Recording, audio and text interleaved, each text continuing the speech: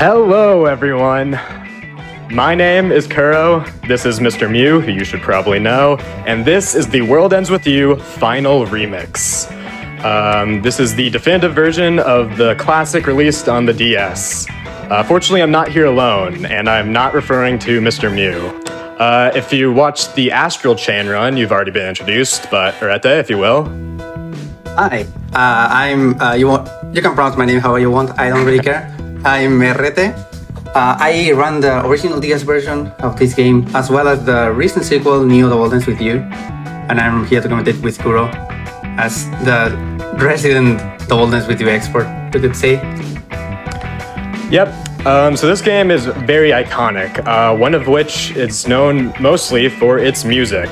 We actually had a bid war for the soundtrack between the original and remix versions.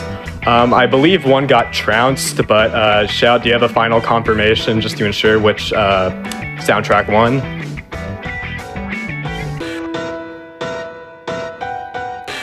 All right, bringing that up here right now. We've got, by a considerable margin, the original soundtrack has taken the win. Very nice. So we will be listening to the original soundtrack. This is the soundtrack you can actually find on Spotify if you are interested in listening to any of it later. So this is the any percent normal category. That just means any percent, just beat the game as fast as possible.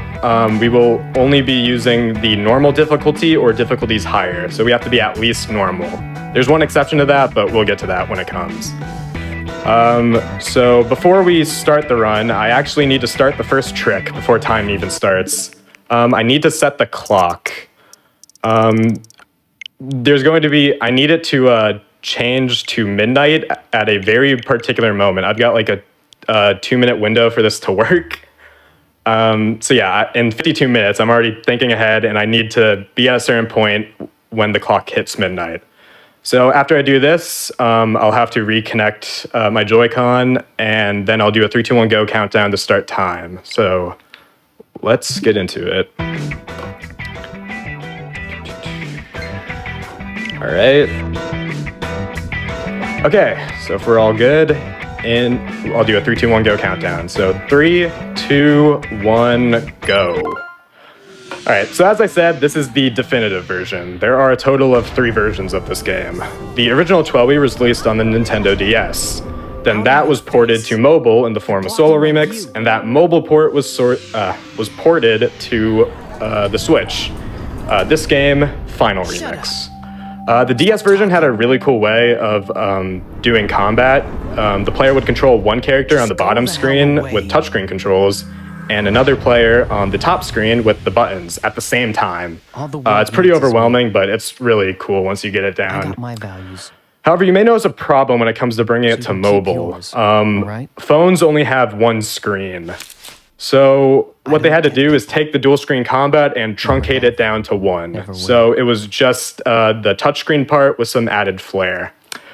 Then came Final Remix, and in handheld mode, where the Switch is undocked, it's just a tablet, so everything's fine. It actually translates over. However, in docked mode, what we're playing here, I don't have a touchscreen. So the solution to that was the Joy-Con. A single Joy-Con. You use it like a Wiimote, I'll have a cursor and everything. It'll make a lot more sense once we get into actual gameplay. Anyway, this is our protagonist, Neku Sakuraba. He wakes up in the streets of Shibuya with no memories, and he finds he has a player pin, the thing I have on my mic right here, if you can see past the glare. It turns out this lets him scan people's minds. Coming up soon, he will later learn that he is in something called the Reaper's Game, which is a week-long event of survival. Every day, a mission will come up on the player's phones, and they'll have a timer, so every mission is timed. So they have to complete the mission within the time or face erasure. So here's a little bit in the combat, we're just introducing scanning. However, it's not just the missions. Players also must survive encounters against the Noise, which are the monsters of this game. However, Noise can only be fought if a player has 2 things. pins and a partner. Right now, Neku has none of those, so he can't fight. So the game teaches us to run away from combat. Hopefully we won't be seeing much of this, but yeah, this game is very forgiving. You can pretty much run from any fight, so very nice. So yeah, we also have an invulnerable dash, which will be very nice. Anyway, here's the intro. I'm just gonna let it play for a bit because it's cool.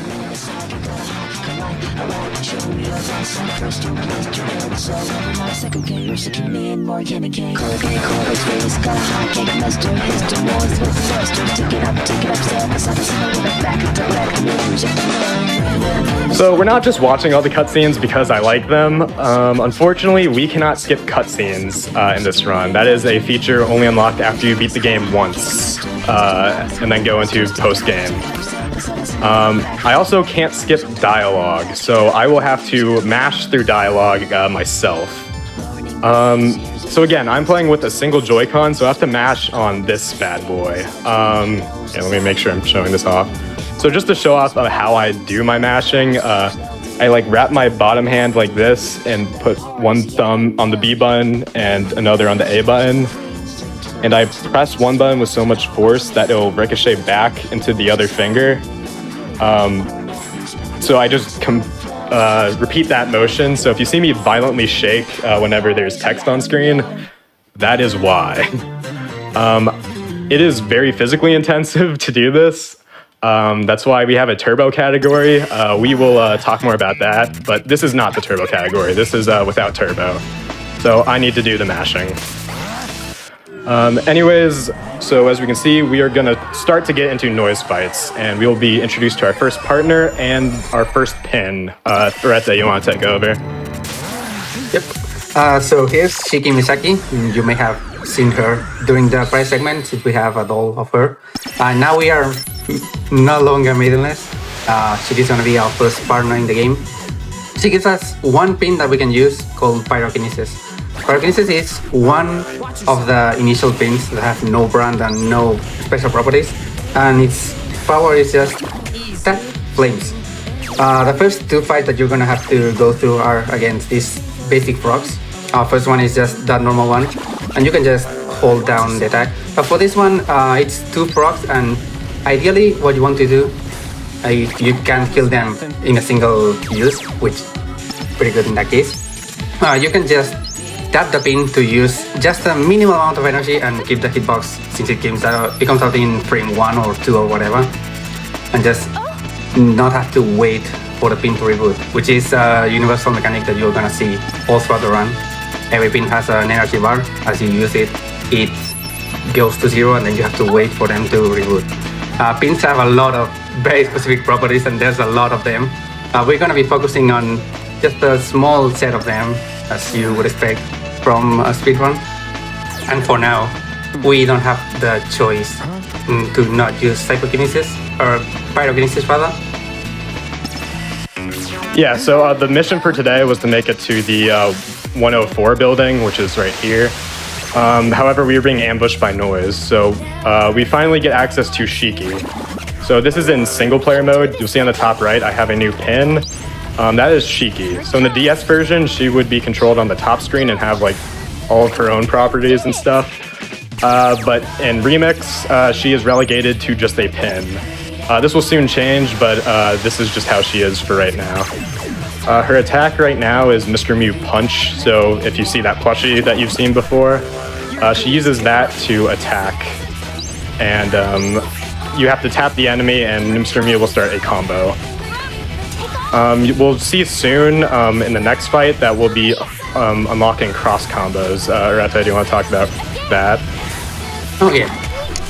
So cross combos are the one-screen version of what would be the life pack in the original game, which would be some sort of rhythm game mechanic in which you finish a combo with one screen, it goes to the other as a ball of light, and then you get an extra attack bonus on the end of the next combo, and it keeps building up. In this case, what you have as a teamwork mechanic is if you attack with both the partner and Neko at the same time, you get this blue flash. It deals extra damage depending on how many you do in a row, and it also builds up the sync percentage on the upper right, which won't be relevant until day 3. But it's something that we'll be using also on the run. So that was the end of day 1. So again, this is a week-long event, so that means we'll only see 7 days during the speed run, right? Yep, just a week. Yeah, so anyways, there is more than just pyrokinesis, that one pin. So Neku can change his pins. There's over 300 pins in this game, and Neku can equip them for battle. We'll be introduced to the rest of the starter pins today. So as we were talking about, every pin has a different action. In the game, this is called a psych. So pyrokinesis, the psych was pyrokinesis. The starter pins don't have very unique names, or very creative rather. So we'll be introduced to a bunch of other ones. And so pyrokinesis was activated by dragging the screen. So imagine your finger is where the cursor is, and you, drag. We will be introduced to other kinds. We'll be introduced first to tap pins. That will be Thunderbolt and Force Rounds. Herrete, do you guys want to start talking about the 3 combats we'll be doing in the new pins? Yep, no problem. So first off, we have tap, as Kuro mentioned. These are Force Rounds and Lightning Bolt. Lightning Bolt, if you tap an enemy, it builds this lightning combo that just destroys them. And Force Rounds is a normal projectile that comes from Neku's hand and can easily juggle enemies, and it's going to be very useful for the early game. The lightning one, don't get used to it. We only see it here. It's really not great for combat. Then we go into the drag combat, if I'm not mistaken. Psychokinesis, yeah. You have pyrokinesis again here, but you also get introduced to psychokinesis, which is a whole kind of worms with obstacles that appear on the field. They can have different sizes and different damage values with different number of uses that you can use them for. And psychokinesis is the pin for that. You throw them at enemies. And finally, shockwave, which is slashing. Probably the trickiest one in this version in particular. But it's a basic sword pin that is used as a combo tool. And it's pretty good. Probably the highest DPS of the initial pins. And you can also overuse the little bar. Like it would be a stamina meter on a Souls game, if you catch the differences. I don't know. Anyway, Shockwave is going to be very good, Force Rounds is going to be very good, and they are going to be the main pins that we use after we get out of this and get the ability to actually equip pins. Yeah, another factor with pins is their boot times. So if you notice in the Psychokinesis fight, we had Psychokinesis instantly, but Pyrokinesis still needed to boot up. So that's another factor that pins have. Sometimes they're able to be used instantly at the start of battle. Otherwise, they'll need to charge up. And whenever you use all uses of a pin, it will then go into reboot, which will then start its own timer to be recharged back to full. Here is Beat and Rhyme, 2 other players. We learned that, so as we said, the player pin allows you to scan people, but it doesn't work on players and Reapers. It should be noted, the Reapers game takes place on a different plane of existence. It's called the Underground, or UG. So they're pretty much like ghosts and completely undetectable to people of the real ground, RG. That would be people like you or me. We are considered RG residents. Anyways, we're done talking to Beat and Rhyme, and we unlock finally the kind of quintessential thing of Final Remix, which really makes a difference, and that is co-op mode. So as I said, in single player you only use one Joy-Con. However, you can pass your other Joy-Con to a friend to take control of Shiki.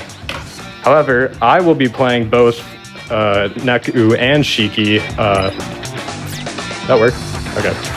I'll be playing Neku and Shiki at the same time. So I'm going to equip Shockwave and Force Rounds. Herrete, do you want to talk about just combat? I'll stand up just so you can kind of see what's going on. So this is Neku, this is Shiki. You're going to see Kuro just maneuver both of them like a director in an orchestra. Just killing things with both Neku and Shiki. This is very important. Shiki as a normal pin, as in tapping the enemy as we saw, is very, very weak. But Shiki as a co-op partner is incredible. Like the DPS that she gets, especially in Mr. Mew Lariat, which is the spinny move that you're gonna see against the one that is not available at the start, is just able to shred every single enemy in this week one. In this entire week that the game takes place on, no extra weeks. And it's gonna be the main tool that we use in combat for the entirety of the run, quote unquote. And of course, the choice of paint that I said is still standing. Shockwave and Force Rounds are the best possible tools that we have right now, mainly because they are able to just keep enemies in hit stun, combo them until they die. Psychokinesis is the third best pin. It generally gets more DPS than every single other starter pin, but it depends on RNG in obstacles and stuff. So it's gonna be used, but it's not gonna be a universal thing that we want. Yeah, so unlike Neku, Shiki cannot change the pins that she uses. So she's pretty much stuck with what she has. So while Neku, throughout the game, he will get more powerful pins and he can equip those, Shiki's stuck with what they have. So the developers just made her very good just to so she'll keep up throughout the entire game. Right now we have to set the cursed statue free. So we figure out we need to polish Hachiko. And now we're into this fight. This fight is cool. So most fights have random placements of enemies, but this one we know what's gonna happen. So I'm gonna try and get everyone into a corner. I did not do that right. This might be fine. All right, not quite. I was supposed to lariat them all into the corner, but that worked. But yeah, lariat is going to be our best friend. It is a multi-hit attack, and for lariat, we really just want to let lariat do its thing and not have Neku interfere. When we cross combo, that causes the game to lag a bit. So cross combos are situational, sometimes not always the best. So once lariat loads up, Neku will just kind of stand still and just wait for lariat to do its thing and finish off the rest of that boss, quote unquote. It's not hard. You can see how the entire health bar just disappeared by using lariat. It's just so good. Yeah. So yeah, this is one player, two controllers. So this is kind of reminiscent of the DS game in the sense where you control both characters at once. But the co-op partner is busted. In the DS game, your partner can also be attacked and shares your health bar. The partner's invincible. So even though they're on the screen and stuff, you don't have to dodge with them because they won't take damage. So yeah, she is just very good. Co-op is extremely busted. And also, compared to single player mode, instead of only having Mr. Me punch, like that one pin on the top right, she has 3. So it just boosts her usefulness entirely. So this is not your standard RPG. So there's levels, you get EXP, you level up, but that's not how you get stronger. So your attack and defense won't change just from leveling up. You need to either equip threads, which is like the same thing as like armor and like other RPGs. Threads are clothing. So we'll have to go to clothing shops to get those, and eating food. So once we're out of this, we will get shops, and we'll buy our first thread for Shiki. However, you can't just wear anything. There are 6 types of threads. Headwear, top, bottoms, top and bottoms, so like a suit or a dress. Footwear, and accessories. You cannot double up on them, so you can't wear 2 hats. Each character has 4 slots available for threads. And also, every thread has a bravery requirement. So bravery is another stat that these characters have. And your character needs to have more bravery than the bravery requisite of the thread. So Shiki starts with a lot of bravery. She starts with 110 bravery. Neku starts with 15. However, at the end of the game, my route that I have for this game, we want Neku to be very high bravery so he can wear really powerful threads. So he starts at 15. We need to get him to 152 bravery. Every time we level up, we get a point of bravery, so that helps, but the main way we'll be getting bravery is by consuming food. So while threads are a temporary boost to your stats because, once you take them off, they're gone, food is forever, pretty much. So to eat food, however, is a bit complicated. So each character has 24 bites. That's, think of it like calories. It's how much they can consume. They'll have 24 bites per day. Here we're buying our first item, the ribbon bonnet. That is a headwear for Shiki. She gets 5 attack from it. We're not going to equip it just yet, but we'll equip it soon. So yeah, anyways, with food, you need to have enough stomach capacity to eat the food. And then you don't get the stat bonus just yet. You then need to digest the food. So every battle you do will digest 1 bite worth of whatever's in your stomach. And then once it is fully digested, you'll get the stat bonus. So Neku's digestion route will be extremely important throughout the run. We'll get our first food coming up after this. And yeah, so it'll be very important. But right now, that was Mr. H, otherwise known as Sane Hanekoma, and known by the fans as Coffee Dad. So yeah, he gives us the fusion pin. We're not going to use the fusion pin because it takes too long. If you want to talk about like the difference of the fusion pin in this game than before. It's very specific. So in the original, every single partner had some sort of small minigame on their combo routes that they appear. Shiki had different symbols that could appear at the end of a combo, and if you match it with one that the game was expecting you to get, you get stars, and then with enough stars you could use level 1, level 2, or level 3 fusion. In this case, in this game, it depends on the sync percentage that we have on the upper right that deals with cross combos. And the other very important main difference and why it's so slow to use them is that you get a whole minigame to boost up your fusion attacks by doing, in this case, card matching. There's 1 pair of cards and you have to press them, and then you get a multiplier on the attack. Waiting out that minigame is very slow. Doing the minigame is just as slow. So in general, if you can finish any fight without having to do a fusion attack and go into the minigame, which also has an extra animation at the end, then you just don't want to use it. It will be used in very specific places for very specific strats, never as a combat finisher. Yeah, the whole fusion attack in this game takes like 30 seconds. It's bad. So anyways, I just equipped Psychokinesis, so cars deal the most damage in terms of Psychokinesis being good. So yeah, cars is what we like to see. We're guaranteed to have a car for that fight, so that's why we slot in Psychokinesis. So Psychokinesis has the same touchscreen command you have to as a Shockwave. They both involve slashing. So as you noticed, I put Psychokinesis in a sub-slot. So as you can see, some pins are translucent. It pretty much gives me 2 pin decks that I can switch between, just so they don't overlap. So right now I can switch between. Anyways, this is a pig fight. These will be very important. So these are fixed encounters. So this pig will always be here. And they have fixed drops. We'll talk more about drops tomorrow. A bit too much going on right now, but it drops money.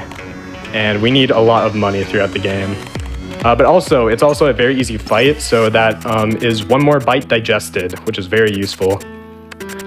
Anyways, we're coming up to our first wall mission, or our first main one. So in order to progress, there are literal invisible walls that are that we'll have to clear missions for, which is pretty much the game forcing us to interact with its mechanics and whatnot, which is really not, I think, is a really well done. But yeah, this one is fighting specific noise symbols. All right, I do want to talk about noise symbols and like the RNG with them. Oh yes, every single area can have some different types of noises. So we're never guaranteed to have the ones that we want in particular.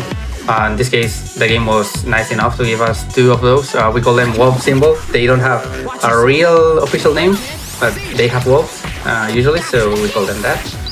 And yeah, if you don't get them, you may have to go around the area trying to find them, or maybe reset the area entirely. You are never guaranteed to have all the fights that you want. Also, we have to do them one by one right now. This will change a little later, but it'll be fine. It's another mechanic that we're gonna get introduced to soon enough.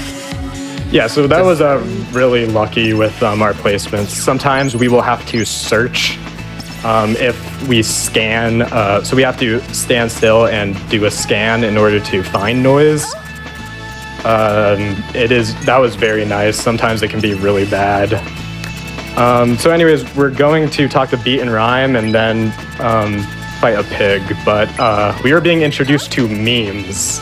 Hell yeah.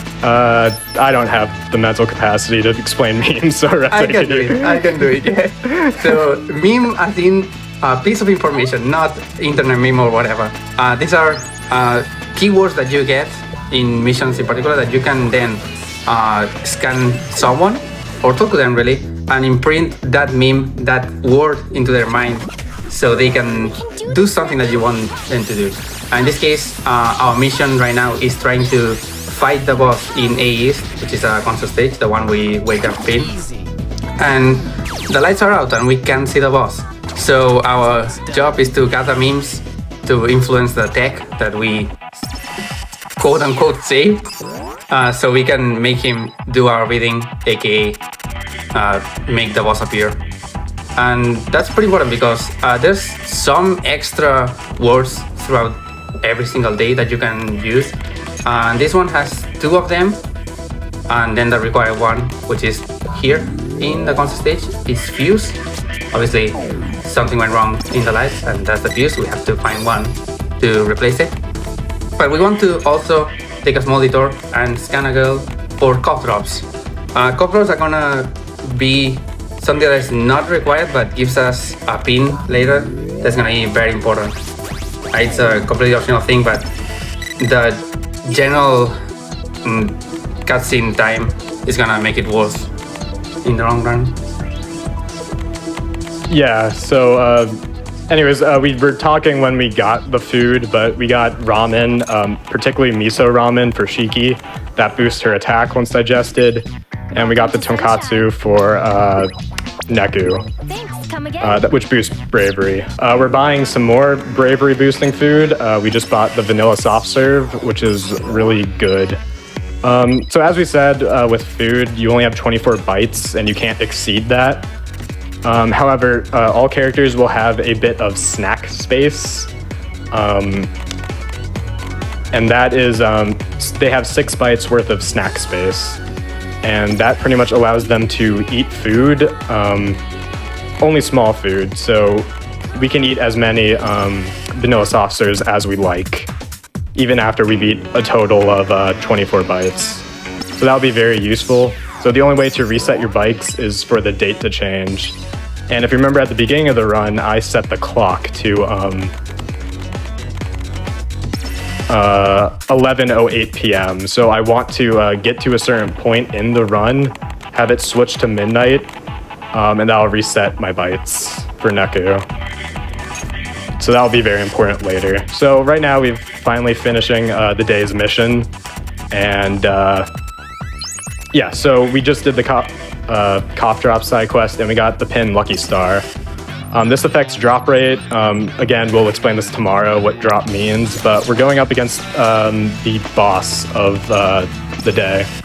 So this is Vesperatillo Cantor, or is Cantor or Canor? Canor. So yeah, this was an iconic fight in the DS game, where Shiki will have to turn on the lights from the top screen. So she does that here. We have to do a combo. Let's see. So hopefully we can one cycle here. It's kind of tight, but it is possible.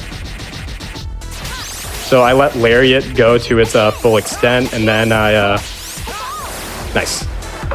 I let Lariat go to its full extent, and then I cross combo in order to deal a lot of damage and to stall because of how it lags the game. So fortunately that went well. We got the 1 cycle. Otherwise, the boss would turn off lights again. However, it turns out the real boss was the small bat, and Beat and Rhyme come to save the day. So the thing with missions is that not every player needs to complete the mission. So all the missions, so all the players are pretty much working together to make it to the end of the week. However, it is important to do the missions as you are graded. Technically, that will come into play later in the story. But anyways, Neku's been pretty abrasive thus far, but he's eventually opens up just a bit and decides to work as a team with Cheeky, Beat, and Rhyme. So day 4 is the day where Rhyme is the star of the show, for better or worse. And this is also when we are formally introduced to shopping. So our starter pins are unbranded pins, but in the game, everything has a brand. There are 13 brands, plus 1, because unbranded is not counted in the 13.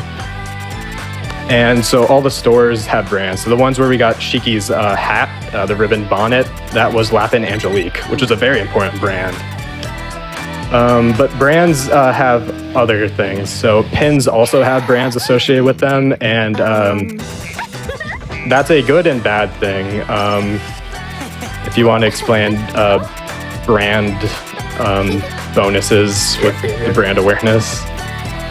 So, for some reason, this game really loves the urban style and Shibuya thing. So every single area in Shibuya has a different ranking of 13 brands, with top 3 having benefits, and then the last one having the track. I don't know. Either way, every single pin that we have for the top 3 ranked brands will get a bonus pack up to double damage, which is extremely good, but you can barely control it. You may get lucky with it, I don't know. And then the last brand will get half damage. There are some specific biases for every single area. For example, 104 has D plus B, which is a shop here, usually be the top spot. But then we have some missions that require us to make one specific brand be the top 1 in an area. And we can influence that. So it's supposed to be that the more you use something, the more you influence the world to use that brand in particular. So if we keep using the same brand of paints, the same brand of equipment, we get extra bonuses. It doesn't really work out in a real speedrun. We're gonna have a strange mix of different brands, but for particular walls in particular days, we're gonna use some specific ones just to get through one of these wall missions. Thanks a bunch. Yeah, so we're doing a bit of shopping here. So we got stickers for Shiki, so that's another thing you can buy. Stickers are, I don't know, they're like permanent boosts, but not like food-wise. They're just, once you get the sticker, it applies. So we got alive shirts from Wild Boar. That just gives us more attack. But now we are having to do the next wall mission, which requires us getting certain drops. So I fought a pig here. It is good for the digestion route, first of all, but it also guarantees we level up, and that ensures that we'll get a certain drop. So do you want to quickly explain drop? Yep. Every single drop has a specific percentage in every single difficulty of the 4 difficulties in the game. We're playing in normal, and what we want to hit is 100% on these blue frogs, the big one frogs. You can increase your drop rate by dropping your level from base to level 1 if you want to. That only drops your HP, not your other stats, so it makes it easier to die, but at the same time it's gonna give you more drops. And since we need to force this with a 4 drop, since it's I think 30% drop. Yeah, 30% base drop. So with level 3 you can only get up to 90%, but with this we have it guaranteed. it's gonna be important for other parts. If you don't get the first drop in difficulty, it rolls down to the next difficulty and tries to get that one. It's a pretty complex system again that you can influence. Yeah, we'll explain more later when it'll come up. So we got the 1,000 yen pins that we wanted. Coming up is a scene. It's known as Pants Off. Neku will have a button that's coming off of his shorts. And Chiki is a seamstress. So this really irks her. So she makes Neku take off his pants in order to fix it. Again, none of the other people who are walking by can see them, but Neku is very embarrassed by it. So we got another pin slot. So Neku can have up to 4 pins in his pin deck. And yeah, that's what we want. And also Shiki finished her miso, so I need to feed her again.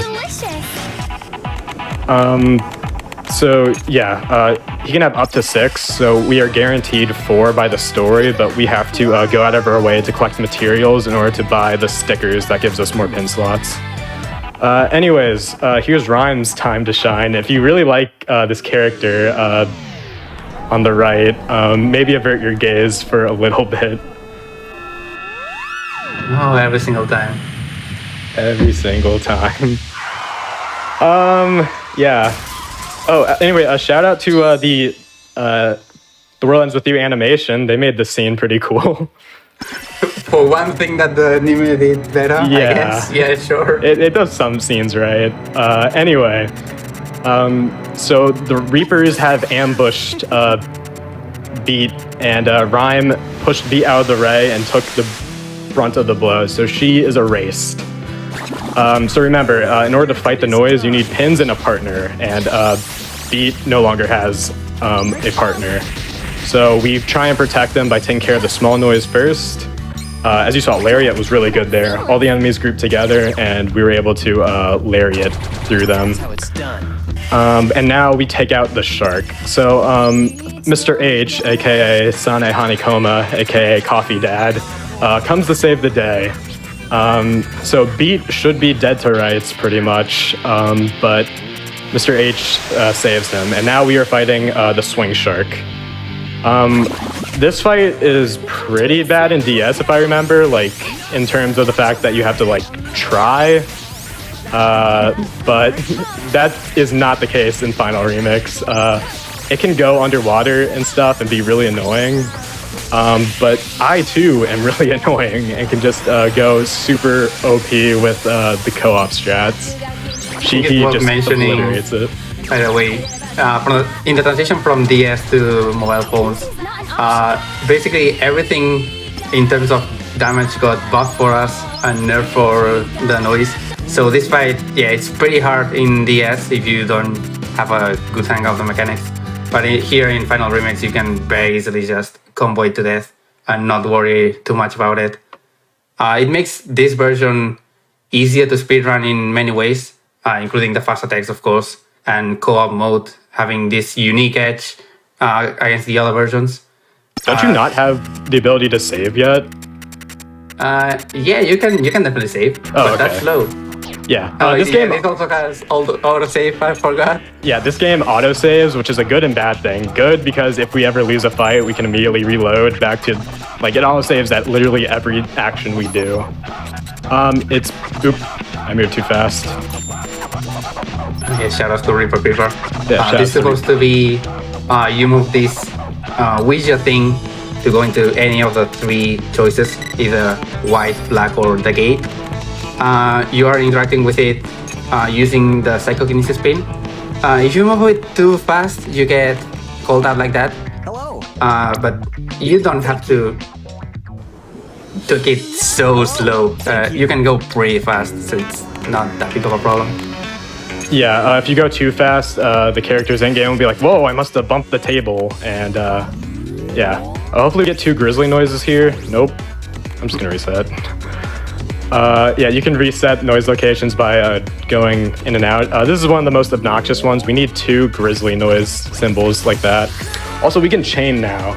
So chain, so at the beginning of each fight, we're at full health, but when you chain, so you fights simultaneously right after another. So this is good because it multiplies our drop rate. So whatever drop stars we have, so because we did a chain of 2, it doubles our drop rate.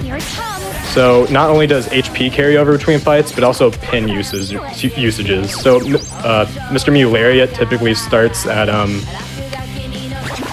what is it? It needs to charge from the beginning, but because we did a chain, it can charge in between the fights. So sometimes I will deliberately just I will deliberately use a pin up completely, so by the time the next fight in the chain starts, I'll have my pin usage back to full. So just a bit of strategy involved in that. So yeah, we got the 2 Grizzly Noise there, and we got the CD from the right, from AMX.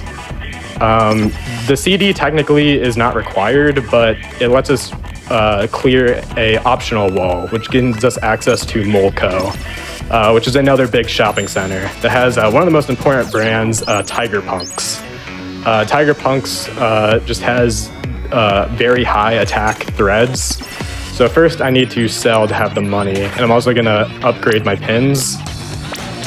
So we're replacing Shockwave with Masamune, which is another Shockwave pin. It has the same psych, but it is more powerful. It is also branded as Jupiter the Monkey, that brand. So anyways, here's Tiger Punks. We buy in a certain order for Friendship Gauge. Pretty much, if you see in the top left, there's a gauge. Nice, isn't it? And sometimes you have to buy in certain orders because you can't like overfill the gauge. Hey man. It's just depending on how much money you spend, you'll increase the friendship level. So anyways, we bought a lot of good stuff. All of which Shiki can wear because she has high bravery. Neku can only wear the knit casquette right now, but Shiki can wear the con biker jacket, purple sneaks, and spiked choker. So we are going into a 3-chain here. We have to fight 3 fights to progress the story. So one thing to note, again with oh, that's fun. So that means I'm doing half damage because Jupiter the Monkey is the weakest brand. So that's nice. Shiki, all of her moves are unbranded, so she's unaffected because she's OP. But yeah, also Murasame is another pin we equipped up here. That gives me Vulcan Uppercut, which is this move when I slash up. It's not good, but we need it for... We need it to be at level 3 for an optional wall. It will just be very nice to have. Anyways, after this fight, I will have to feed Neku his first vanilla soft serve because he has the bravery for that. Well, because he finished that, and he'll have the bravery to wear the spiked choker, but not the purple sneaks, which is fine. But anyways, then we'll be going right into another 3-chain. Shiki will also be better because she will get the sticker gauge extender, so pretty much she gets more usages for all of her moves. And finally, with this massive introduction, we can hear some donations. So shout if you want to go for like 3 or 4, please go ahead. I've got you covered. Let's go ahead and start off with Teddy again, sending in $5. Attention all Yoctograms. I'm here to start a $5 donation train. Crunch. Add your donation to the heap. Speaking of $5 donations, here's one from Osmorn. Let's go Kuro. I'm so excited to see my boy Kuro up on the GDQ stage. I've gotten the privilege of getting to know him in the past year, and I'm so proud to see him at AGDQ 2023. He puts his all and has immense passion for what he does, and you're going to love this run he has. All the love in the world to you, Kuro. You deserve it. Thank you, Oz. I've also got a $50 donation from Lauren M. Crown. The World Ends With You is a more important game to me than I can express, and I'm so excited to finally see it in a GDQ. Can't wait to see what kind of transformation the game does from casual to speedrun. I'm sure it will be quite the revelation and kill the itch I've had since playing it. I can't wait to spend 3 minutes clapping once you become a Shibuya survivor. Here's to hoping you hear your calling and don't get into any twisters. Greetings from Japan. Those are all song titles from the game, and those are really good puns. Some Neo ones in there as well. Yeah, we're not Kill the gonna Itch. hear them here, but shout out to Neo. Yeah, this game has a sequel. You may have heard of Neo, The World Ends With You. And yeah, it is a sequel, a long-awaited sequel at that. The original 12 came out in 2007, and Neo came out 2021. We waited a long time. Anyways, we have to play Reaper Creeper here. These I and Mina, left and right respectively, are technically fighting over a boy. I is the only one doing the fighting. Mina, this is Mina. She's cool. But anyway, we have to solve their problems by playing Reaper Creeper. So they're asking questions to kind of get some insight knowledge. That's what I is trying to do. But it doesn't matter what we pick in terms of story progression. Obviously, it changes the dialogue. So white means yes, black means no, and the gate, the red one, means neither. So anyways, we solve their problems. The noise, the monsters are attracted to negativity, and that's why they're latching on to I and Mina here. So yeah, it should be noted, yellow noise are different. These are called negative noise compared to the red noise we've seen before. The yellow noise can pretty much, they're like story important, like you'll have to fight them. They aren't fixed, like they don't, oh, I killed everything. Sorry, Shiki is just too powerful even for me to keep up with what's going on. She just possesses my arm. Anyways, so that was that, and we will now meet up with the Game Master. So the Reapers have a hierarchy of sorts, and the Game Master is who runs the game for this week. So this is Yodai Higajizawa. He likes food, and this is, he sends a boss noise at us. Shiki just does her stuff to it. You'll see once Lariat happens. Ideally, nothing. This Circle Pit Grizzly won't be able to do literally anything. If you let this guy cook, he is gonna roar and then double his attack, basically. So it's pretty annoying if you don't have the stomach potential, but we do have it because Shiki as a co-op partner is just that good. Yeah, Shiki's really good. So an important thing with this and why we have Lucky Star equipped, so with drop rate, Lucky Star up here, it's not used for combat, but it has this Psych Mother Load, which apparently increases drop rate. It is a popular belief that it increases by 4 drop stars, but that is not the case. I can confirm that because I really care about drop rate during rooting this game. And I hope it does something. It might do nothing, but anyways, here's hope. If anything, it's a good luck charm to have. I'll actually be, so day 6, I'm actually changing things up. So also, Neku gets the revelation, or he learns that he's dead. Everyone in the Reaper's game has died, and the Reaper's game acts as a second chance at life.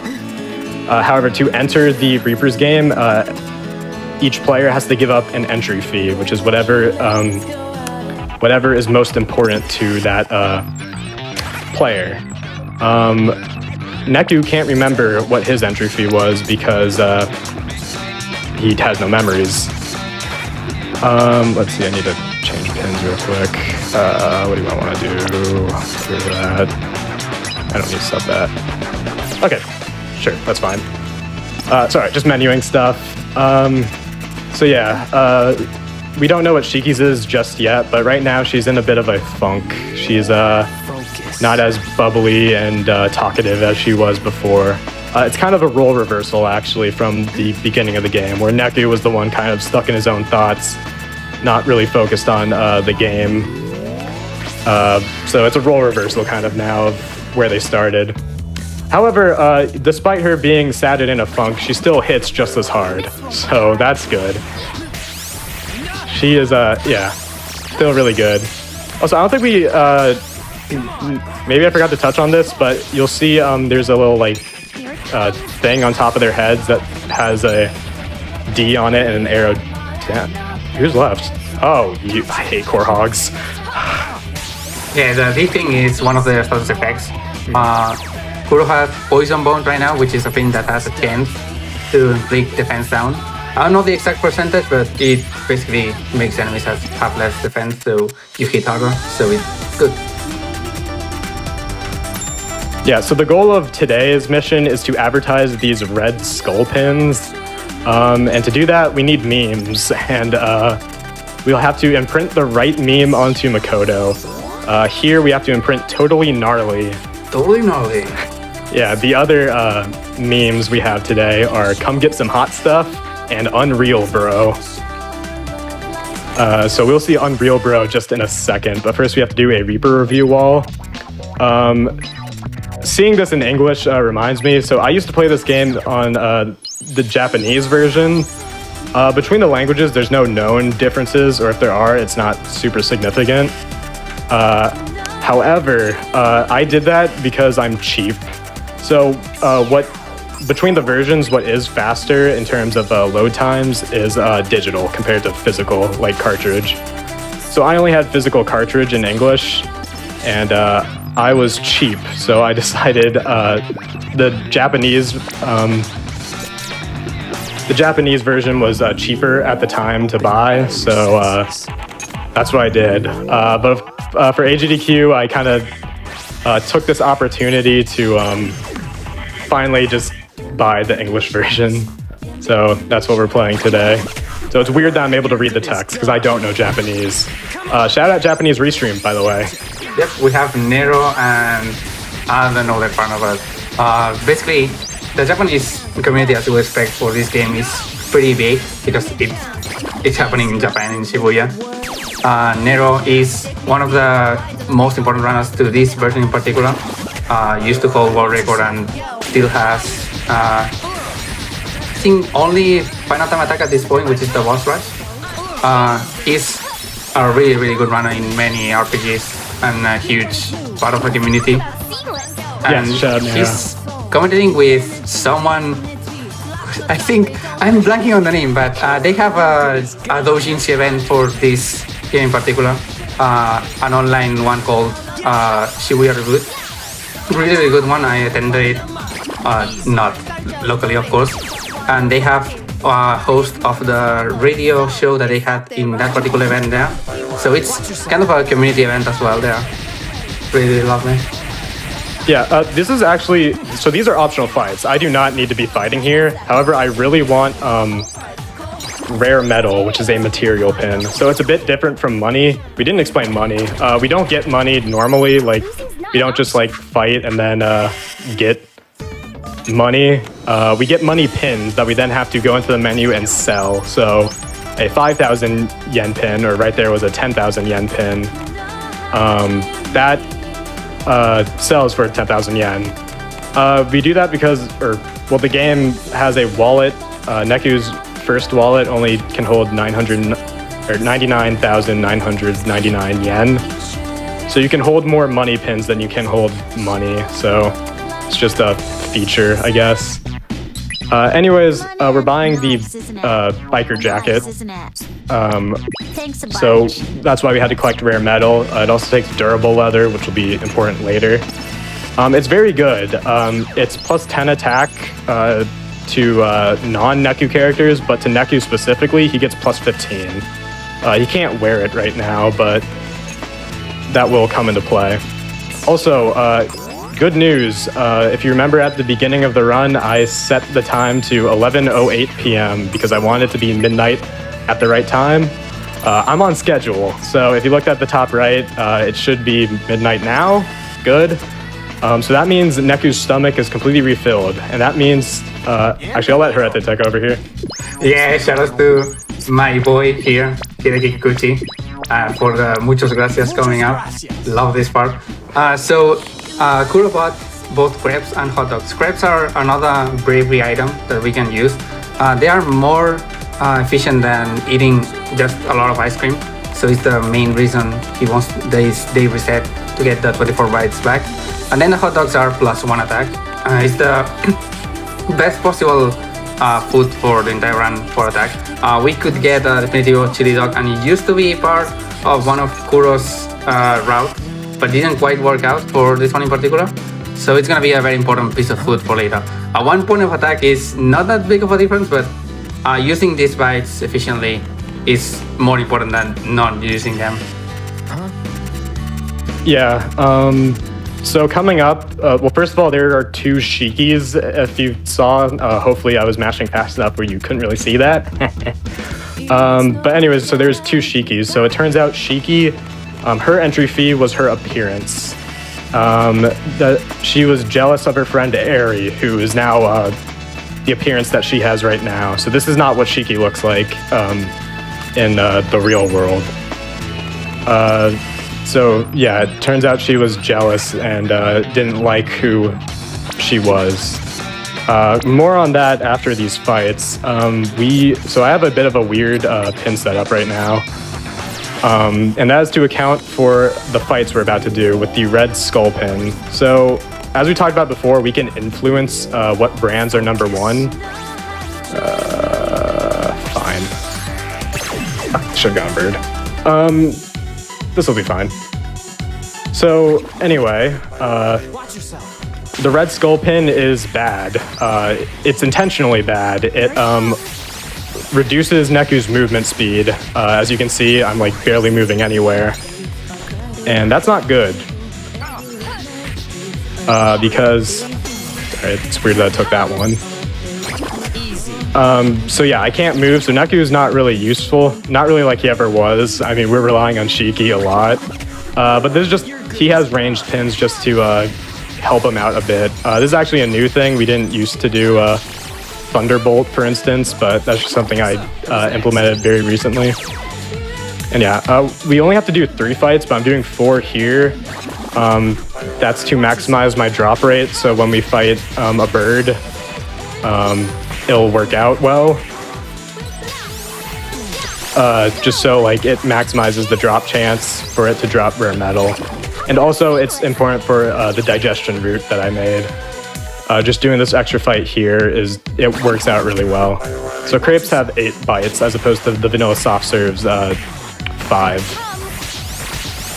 Just by the way. So instead of having 6, whoops. Please, wolf. So instead of having, instead of eating 6 vanilla soft serves, we will only eat 3 crepes before we get to our next food. So yeah, that was that fight. I wanted to get more bird noise. That was like the small symbol, but it didn't work out. But anyway, now we have to do a 3-chain up here. There's no birds here, so there's nothing really to talk about. So shout if you got donations. Let's hear 2 or 3 of them. I got you covered all day. And just a quick reminder to everybody listening, we're still trying to get an incentive met for our next game to get Boomerang X over into the no shields category. We've still got about $7,400 to go on that. So as you're putting in your donations, gamesdonequick.com/donate, make sure you're hitting that incentive button at the bottom of the page and get your donation towards that. For this run, I've got a $50 donation here from Brad Harmar. Gotta show some love to The World Ends With You, one of my favorite games no matter what version you play. It's great to see it on the GDQ main stage. Kuro is going to crush this run, and I have to ask my chat's favorite Twooey question. How's my aim? How's my aim? How's my aim?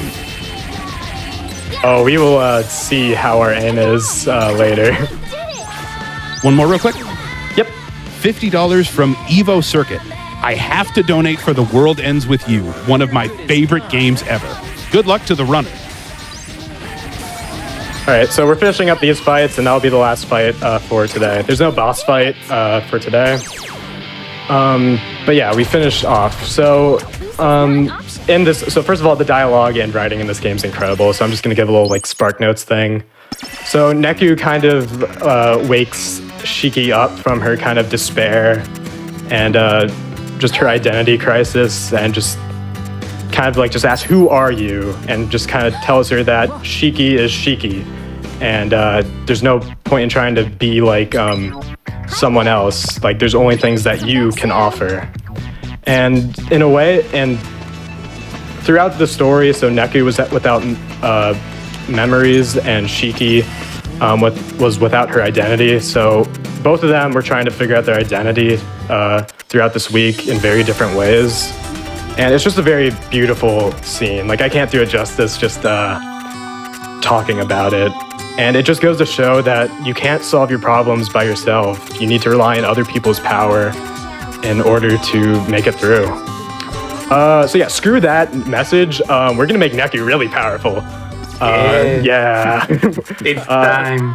It's time. So this route, this is where it really diverges from what it was used before. So if you saw us run at like RPG Limit Break or speed stuff for Trans Lives, this is now very, or wait, no, it was what was run in speed stuff for Trans Lives. It was, yeah. Yeah, thank you, Brooke.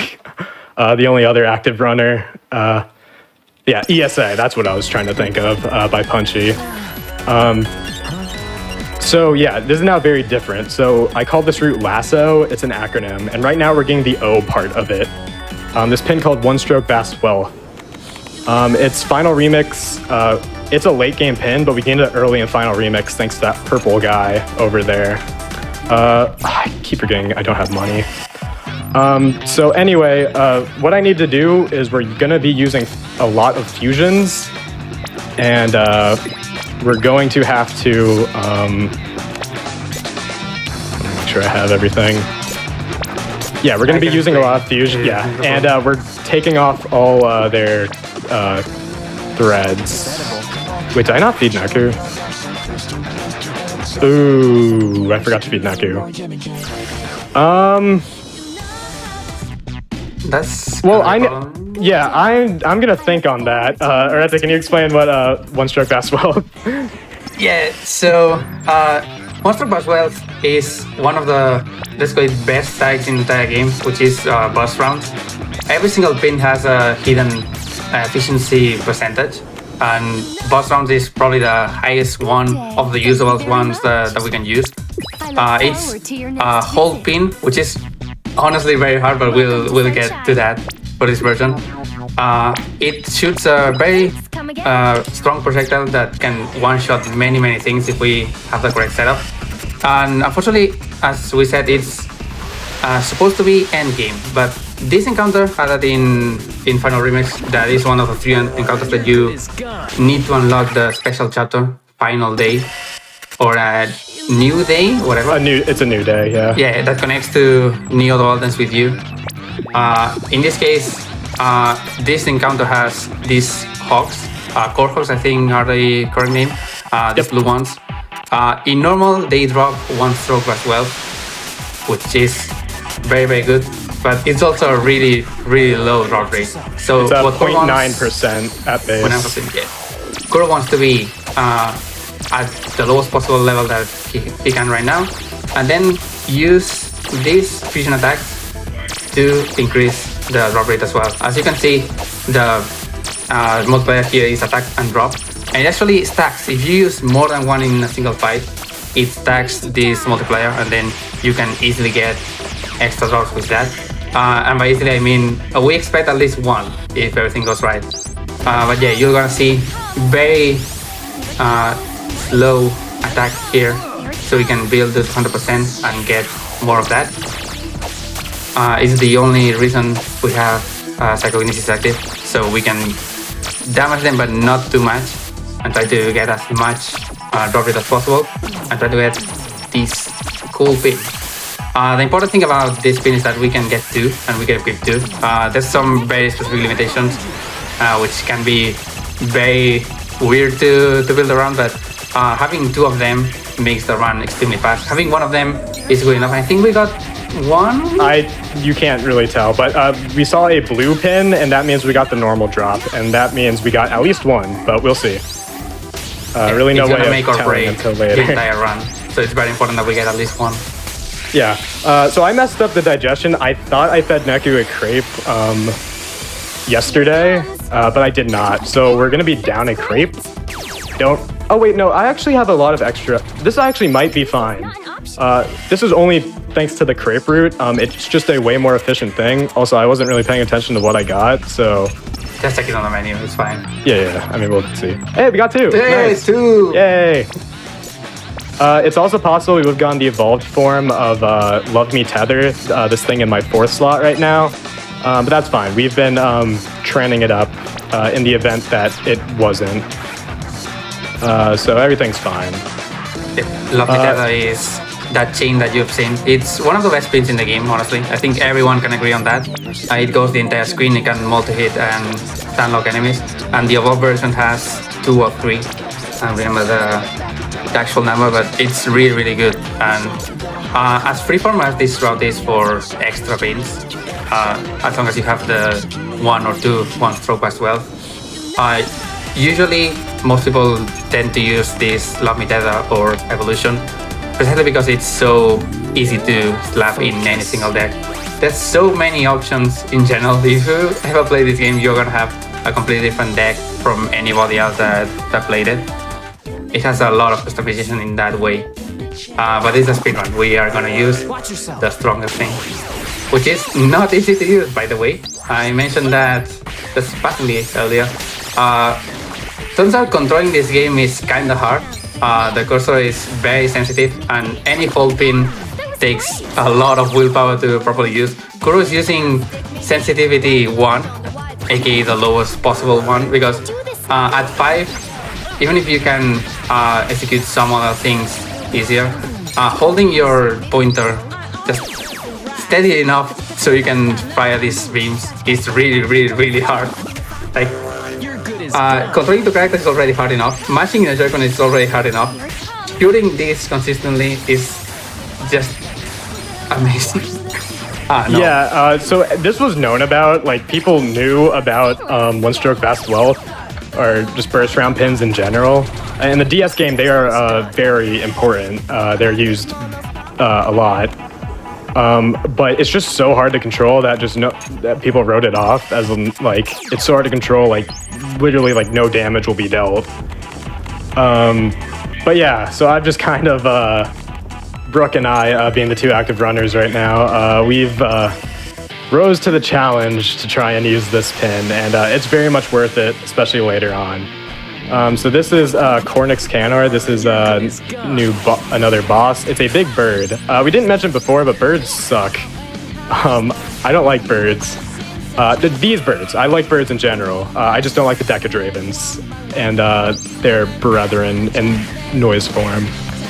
So I'm trying to get a fast cycle. Okay. Yeah, I messed up. Okay. So anyways, it's possible to kill it with just one-stroke fast wealth, but traditionally you would use a fusion. It's barely on screen. It'll go above you to drop things on you, so it's just used a fusion here just to get rid of it. Of course, if I got fast Cornix, I wouldn't have to do a fusion, so that'd save about like 30 seconds, but that's fine. Fast Cornix is really hard to do, because you need to quickly set things up. You need to set the card to the bottom right to manipulate Cornix to be in that position, to be low enough and slow down enough. And then you need to have your hand steady enough to hit it, and its hitbox is really weird. Thankfully, the devs know that it's gonna be on screen for 5 seconds at most every minute, so they give him very low HP. So you just burst him down like that in case you don't get the quick kill as normal. Yeah, so this is day 7, the final day of the Reaper's game, because the Reaper's game is 1 week long. Yep. So I guess we're gonna have to say our goodbyes soon to the GDQ stage. Yep. 2 hours underestimate. We did it. We can fix the marathon. Wow, that's crazy.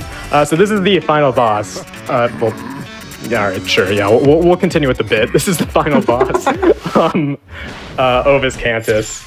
He's actually really hard, so I made sure I wasn't on level 1 because I do want some HP, because he can mess you up if you don't respect his moves. He has something that'll absorb your pins if you aim at him. Shiki's unaffected because, you know, co-op partner being OP. Oh yeah, we didn't mention it. Co-op partners are invincible. Yeah, co-op partners are invincible. So yeah, one stroke fast weld, we are cleaning through this health bar. Also, it should be noted that the yellow part of boss HP bars account for 75% of their total HP, and the green part is the remaining 25. Okay, oh wait, this is... We don't want to see the lightning attack, which is this one. Hopefully I can kill him before, yeah.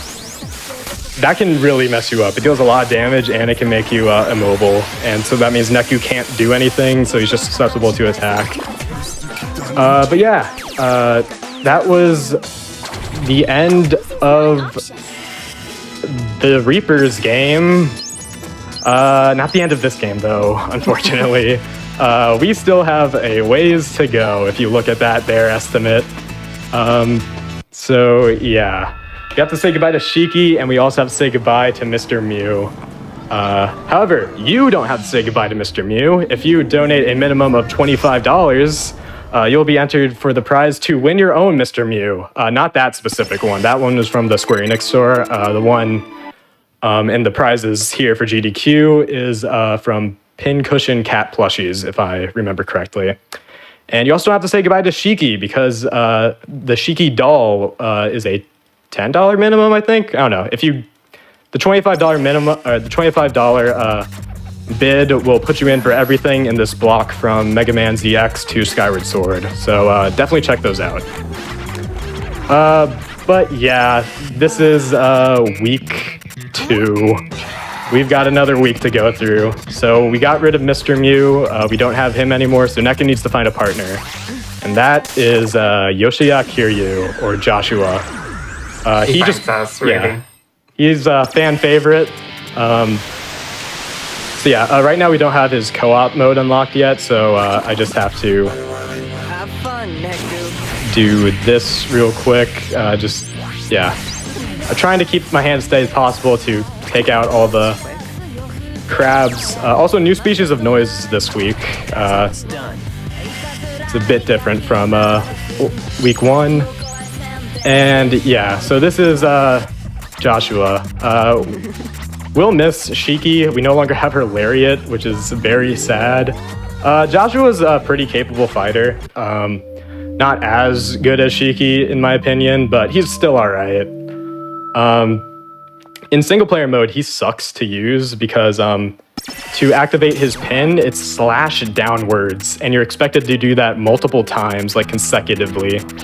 However, in co-op mode, it's just tapping, so that's a lot better. Anyways, I'm going to re-equip Poison Bones, wherever that may be, and give Joshua clothes. So we actually made sure that Shiki did not keep any clothes that we wanted to keep for ourselves later. Okay. This is a bit of a weird digestion route because I forgot. Hopefully it shouldn't be that much of an issue. So yeah, this is we're being introduced to Joshua's movesets. So he has telekinesis where he can drop obstacles. That's his single player thing. But instead of slash down, it's just tap, which is very nice. He has higher telekinesis where he just it's a really big ranged attack. When you slash across him, it's that. And he also has wheeled telekinesis that lets him move enemies and objects around. Wheeled telekinesis isn't very good. We won't use it unless Joshua literally can't do anything else. But yeah.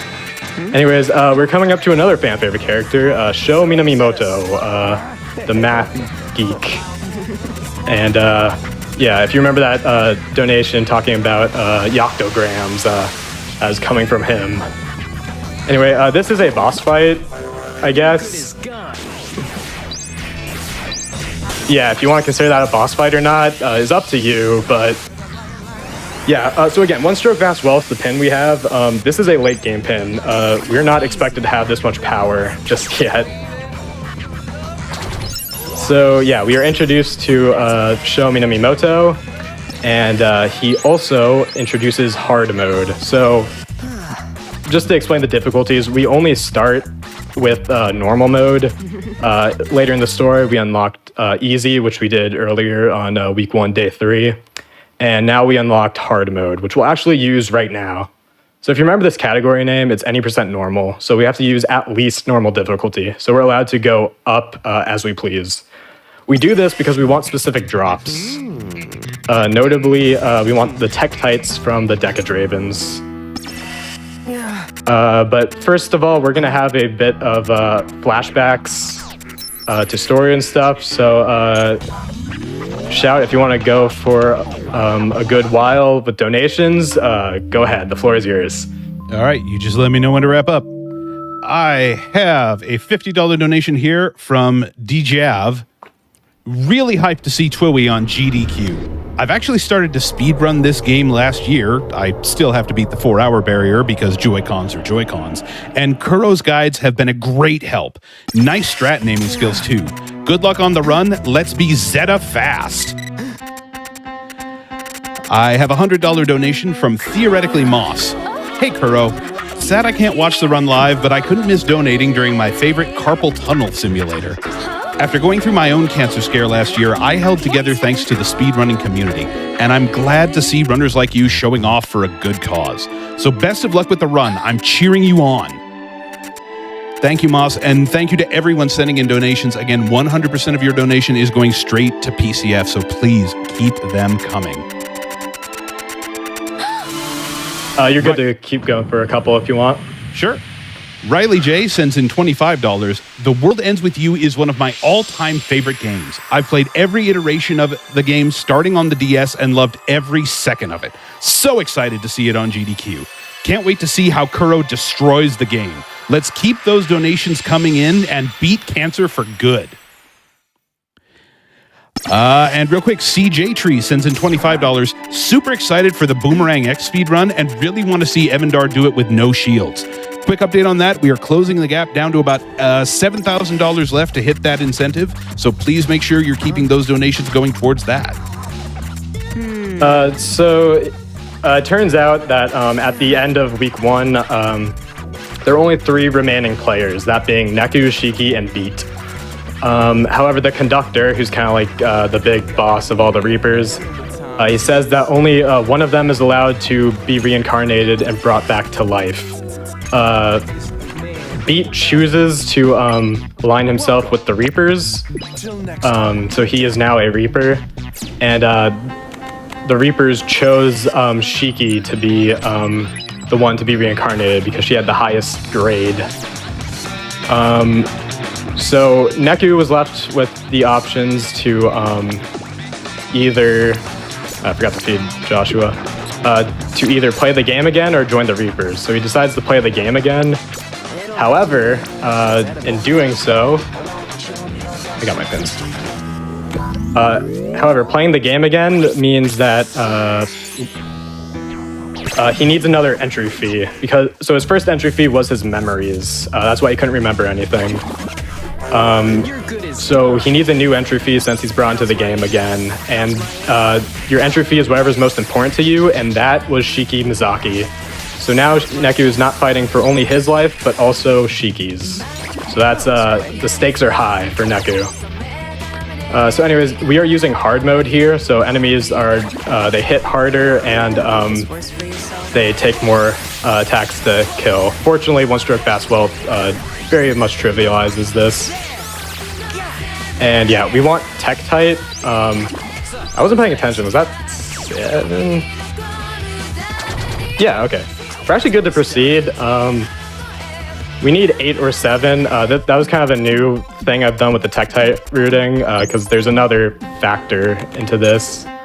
But we'll just roll with it and see what happens with my digestion, because I'm not entirely sure myself. But coming up, so we're switching off of hard mode because we don't need any more hard mode drops right now, and we're going to encounter taboo noise. Herreteman, do you want to talk about that? Yep. Taboo noise are really resistant noise in general. In the original, you would need to have the life pack on one of the two characters and then you deal more damage to them. In this, of course, one screen, it changed to basically they only take real damage if you are cross-comboing them. Thankfully, to balance that, they have very low health. So as long as you do decent enough cross-combo, they go down very fast. We'll see more of them later in the week, but for now, this one encounter that we just go through. So now comes, I like Tin Pin. I don't know how many other people familiar with 12E like Tin Pin, but... Tin Pin is really, really cool. Yeah, so it's kind of like Beyblade. So you take your pins against your opponents, and you try and knock each other's off the board. You have these things called whammies, which are like special moves that you can do to help save yourself and give you the offensive edge. So this is Shuto-dan, or Shooter. He teaches us about Tin Pin. As you can see, he's like a amalgamation of like all those anime protagonists, like games turned anime. However, with the story, we don't actually have to win any game of Tin Pin. The story proceeds exactly the same whether we win or lose. So yeah, we just take a 1 yen pin, just a money pin, and just throw ourselves off. It's just faster than trying to win. We can lose faster than we can win, and yeah, there's just really no point to winning in a speedrun setting. There will be one more Tin Pin fight, and we actually do want to win that one. So we'll talk more about Tin Pin there in a bit, but shout if you want to do 2 or 3 donations, now would be a good time.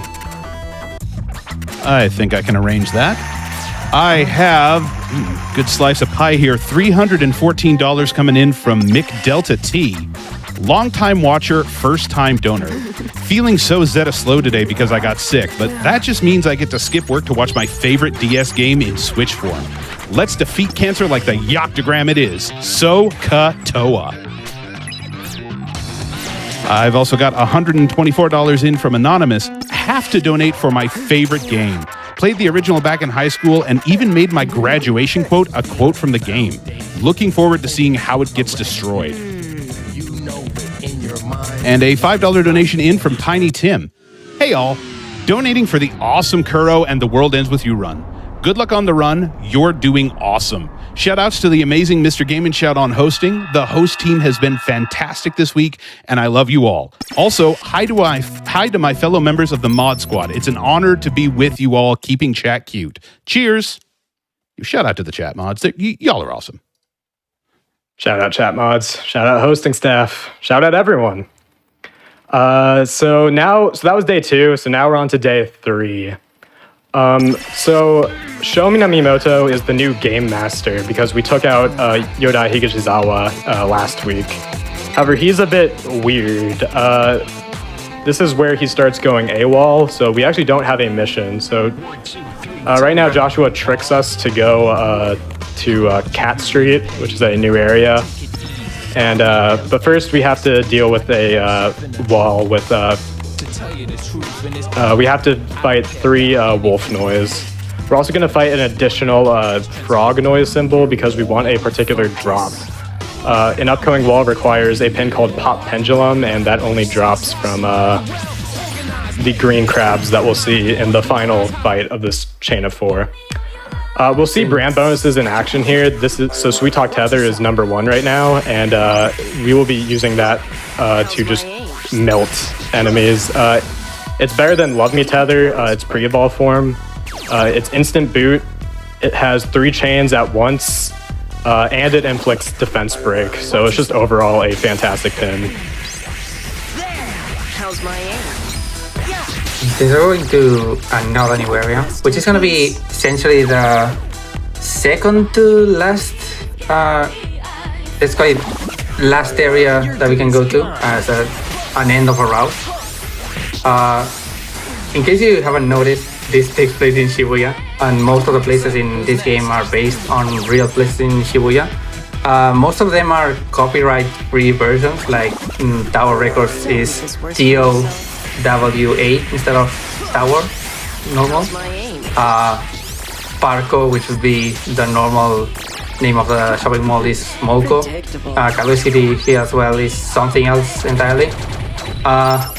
Thankfully for Neo All Dance With You, they realized that they can use this to promote the city, and it works. I want to go to Shibuya just to take pictures of everything.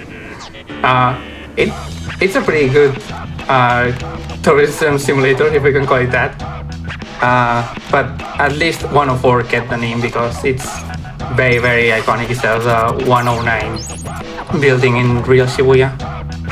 And Cafe is also, of course, a real place in Shibuya, as well as Miyashita Park here. Yeah, so here we are in Cat Street, and so this is where Joshua wanted to go to. Yesterday, he wanted to go here as well. He wanted to play hooky from the mission. Yeah, we didn't actually, so because we lost in Tin Pin, we were scripted to lose in Tin Pin. We lost the mission technically, but another pair of players won, so we were all safe.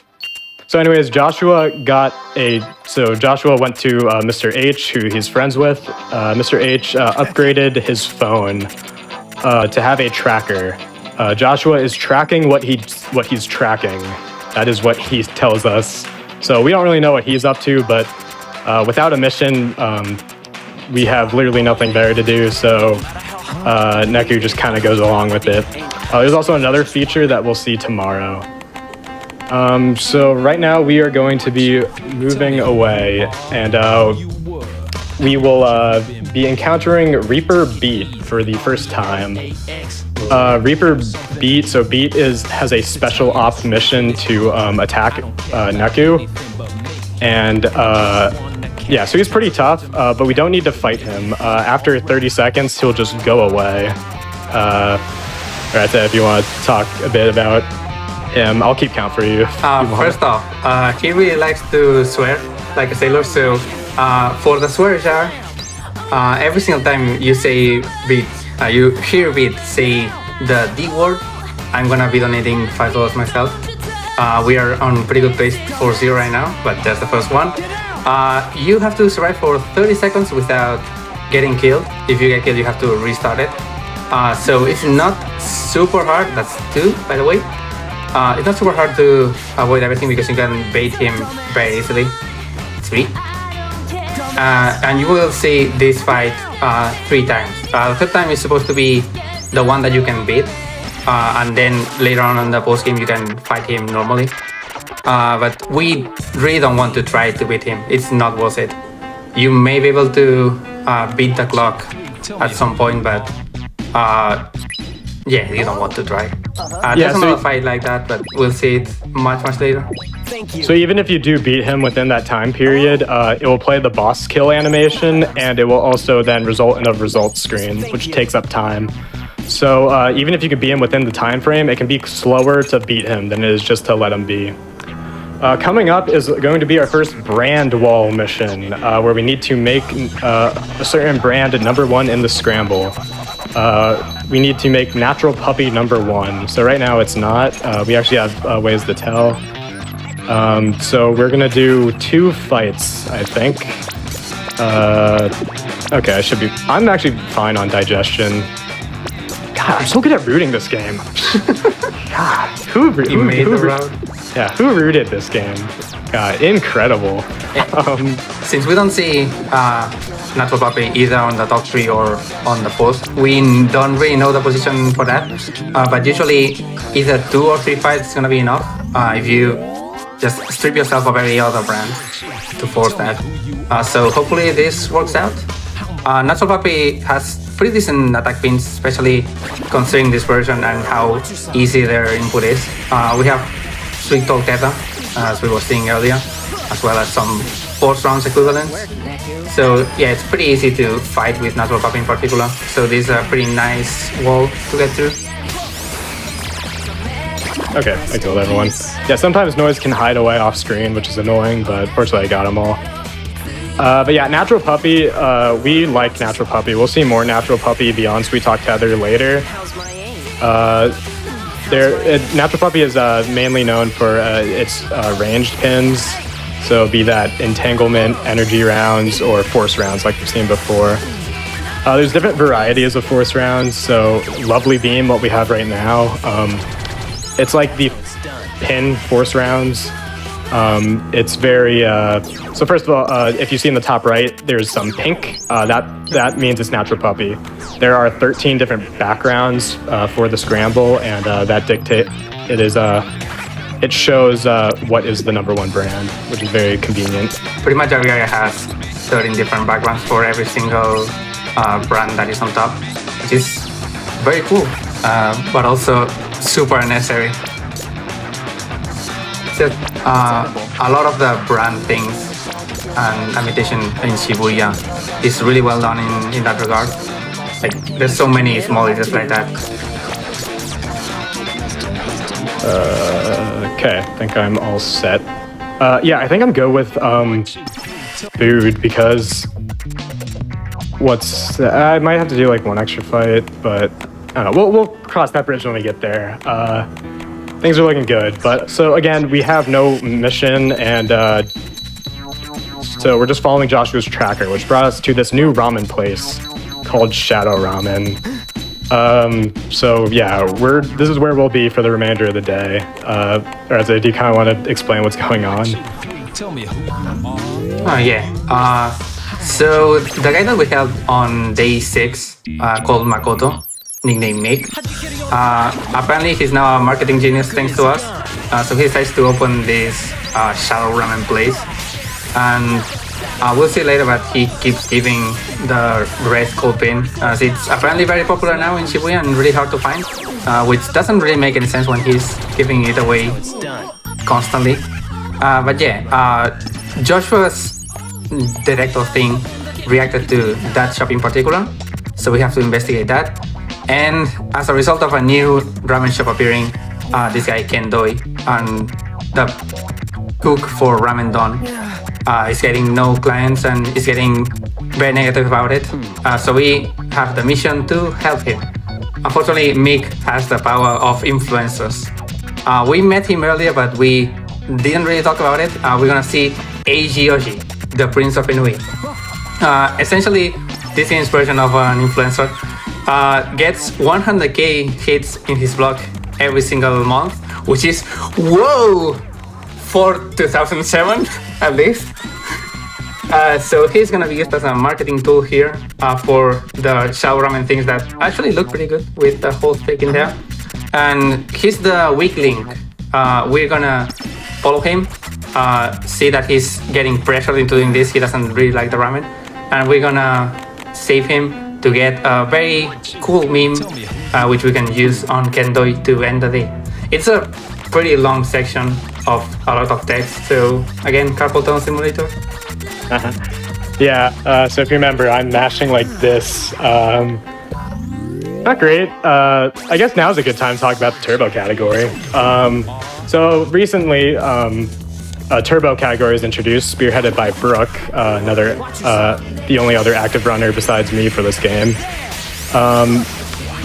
That could change after this if anyone else wants to learn. I do think have Nero was guys. doing attempts as well, so maybe. Oh, Nero's doing attempts again? At least to practice for this, we'll see. Okay. Well, maybe there's more. So anyways, now there is a turbo category. So turbo's only useful for text mashing. Again, this physical barrier is stupid. Like, just, like, I think I'm the best masher thus far for those who've played this game or speedrun this game. I think I have the fastest mashing. We've like compared like times and stuff for like certain scenes. And yeah, it's just a dumb physical barrier, and it adds like just a lot of variability of like maybe I'm just not having a good mashing day, which is just kind of dumb. So the turbo category, eliminates that, and of course, kind of prevents you from having to do this for 3 hours. But yeah, I don't play Turbo. Maybe I will later, but at least now I don't. Just for kind of like, yeah, just for right now I don't. But yeah, it is rough on the arm, definitely. So yeah, what were you gonna say, Herrete? I just want to say that obviously every single game that kind of wants to implement Turbo is its own kind of worms. In this case, please empathize that to play this final remix version, you have to play on Joy-Cons.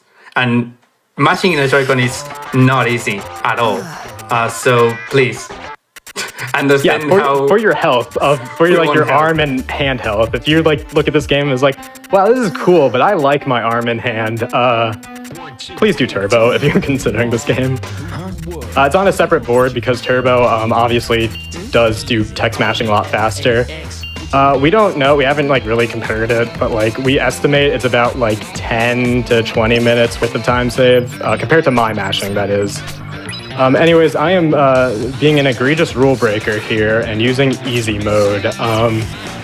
This is the one time you're allowed to use easy mode, and that's because this upcoming wall requires a drop that's only on easy.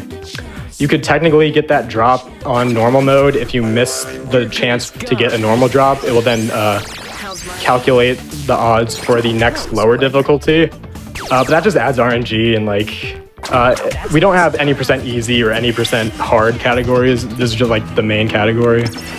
So yeah, we just allow easy here just to kind of keep in the spirit of any % and just be in the game as fast as possible. It was a community decision as well. We could have decided not to do it. So again, what's better for the game? It's better for everybody. We have a 4 chain here to get to this wall. Remember to change to normal? Did you do it? Yeah, I did. Alright, just in case because I didn't see it myself. So now we have quite a lot of time for some donations. Have fun. Oh, I'm definitely getting you covered there. Let's take $104 from Anonymous. Here's $104 in honor of Quiwi's famous 104 building. Some more slices of pie coming in. The Luigi guy sends in $314.15. Don't be irrational like the number pi. Carry your change, add a donation, and divide it between some of the fun donation incentives. Good advice on that, Luigi guy. And just a reminder, we're still working on that Boomerang X. We are at about $6,900 left to go there. $25 from Origami Vivian. So Katoa. It's so cool hearing donation messages from people who love this game as much as I do. Heart. And so, Kona, sorry, go ahead.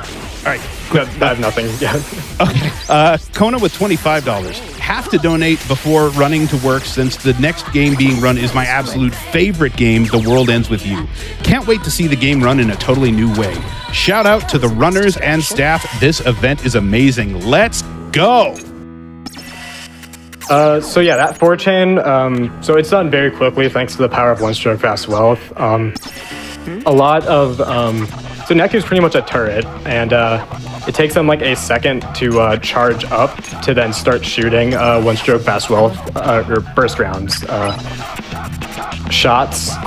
So pretty much my strategy is have Neku clear one, I did not mean to enter stride. Please don't shoot Odan. Did anyone want some more Tinpin? Yeah, that is just some extra Tinpin you could play. We've got more Tinpin tomorrow, but anyway, yeah, so the main strategy for like big fights is Neku handles one side, Joshua handles the other. But now we have another thing. So again, we are without a mission, but now starts the mic quest. Alright, do you want to briefly touch on what we're doing today? Oh yeah, sure. So the detective thing told us to go to Dagawa. It's a place that Neku saw on Joshua's mind twice now.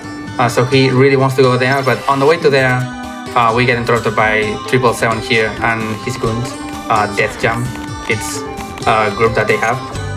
They lost their mic, and so we have to find it. It's very easy investigation thing that takes quite a while to complete.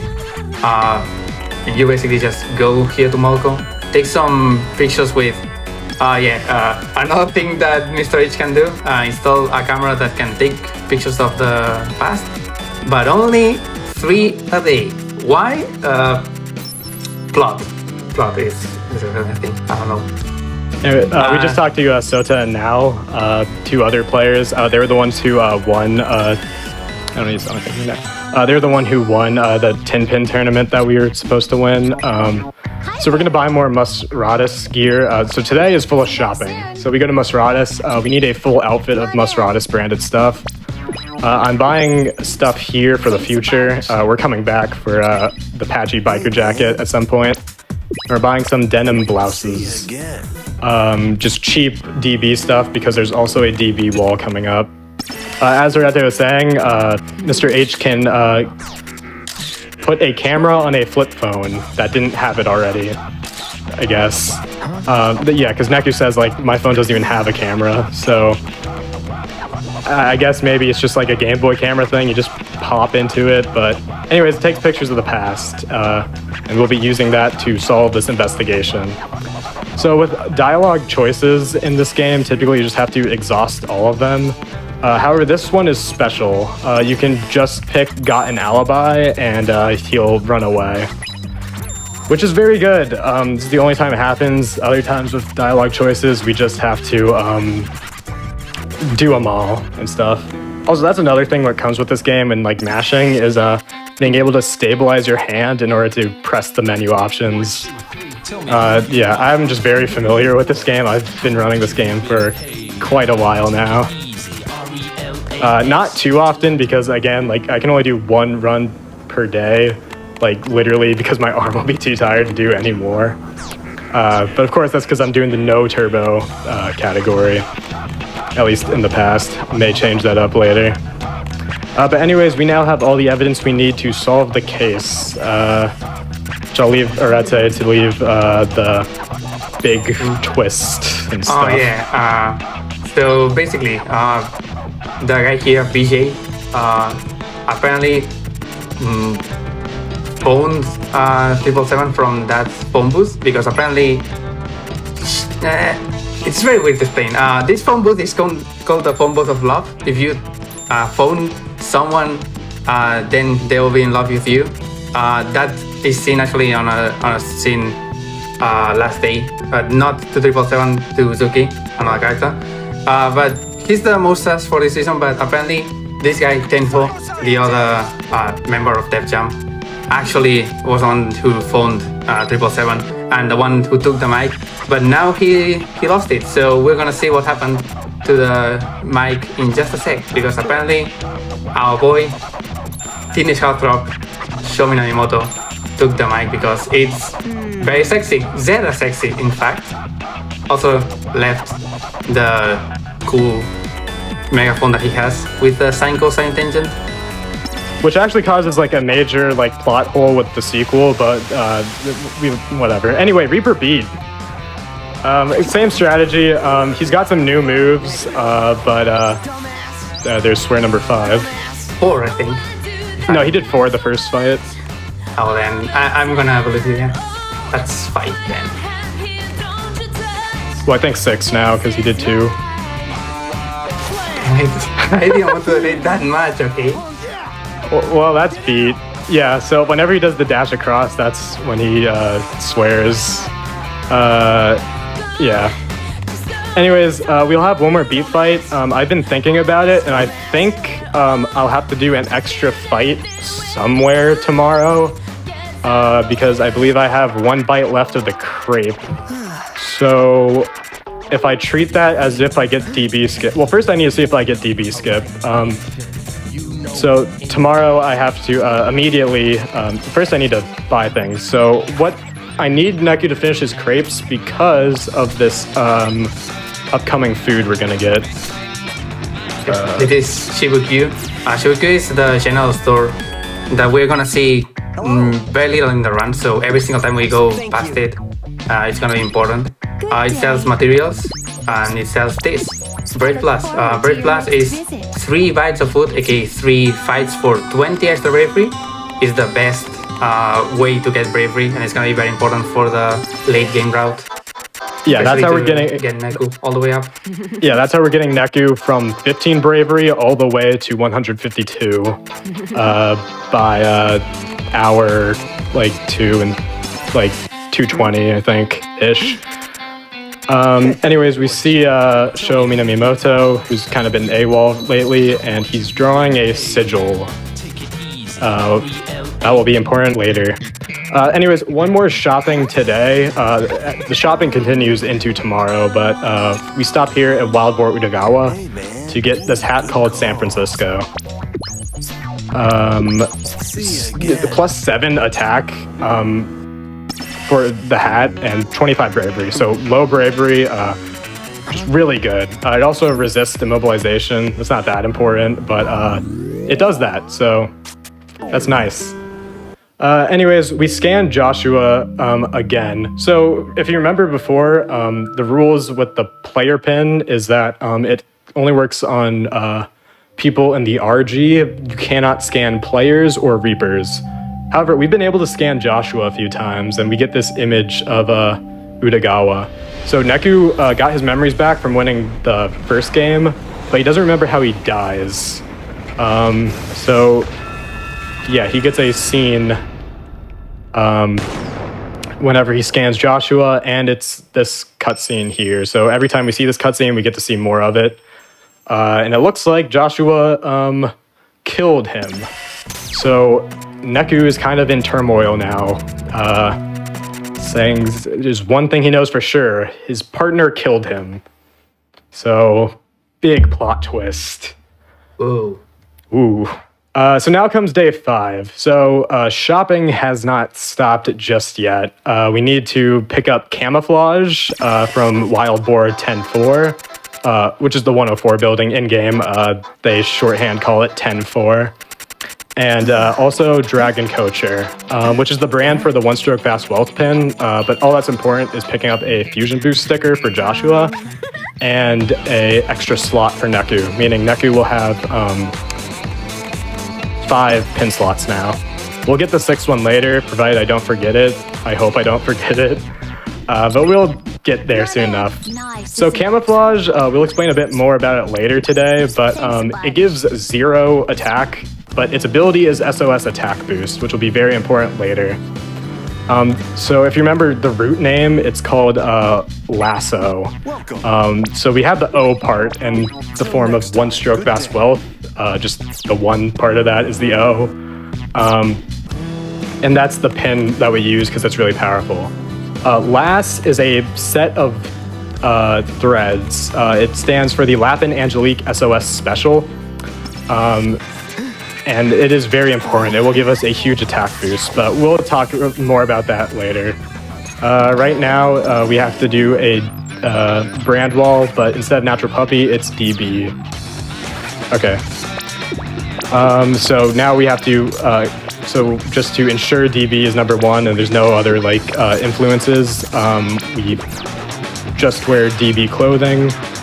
And I'll actually take one of my one-stroke fast wealth pins. Just because DB pins aren't the best in terms of combat, at least not when it's just all of them. So we have to do this. Hopefully it won't cause too much of an issue having a Dragon Coacher pin with us. Typically shouldn't, but hopefully we can get it to number 1 in these 2 fights. It's all up to chance though, because we couldn't see if it was in the top 3 or bottom. We don't know exactly what position it is at. These are the Minks. They suck because they can just become invincible for a bit in their tornado move. And yeah, so this day is a challenge day. So we still have no missions, but we are being tested by Karya and Uzuki, 2 Reapers who we've seen before. Karya is interested in us. Oh, okay. Lost, didn't know where the other noise was. Who's next? So yeah, there's just a bunch of challenges. In day 3, I bought a Shio ramen, not to eat. It's just for this upcoming wall. He requires a Shio ramen, so we bought it way early in the route, just so we can move past him here. An upcoming wall will require Neku to wear all Musrata's gear, which is it's like what is it? It's like the Walmart of this universe, I guess. It's just very like cheap and stuff, and looked down upon. So the Reaper who's giving us this mission is just trying to make a fool out of us, I guess. Shout outs to DS where we use Musratas for the entire run because they are actually pretty good. Yeah. There are just a lot of mechanical differences between the DS and just of how that combat works.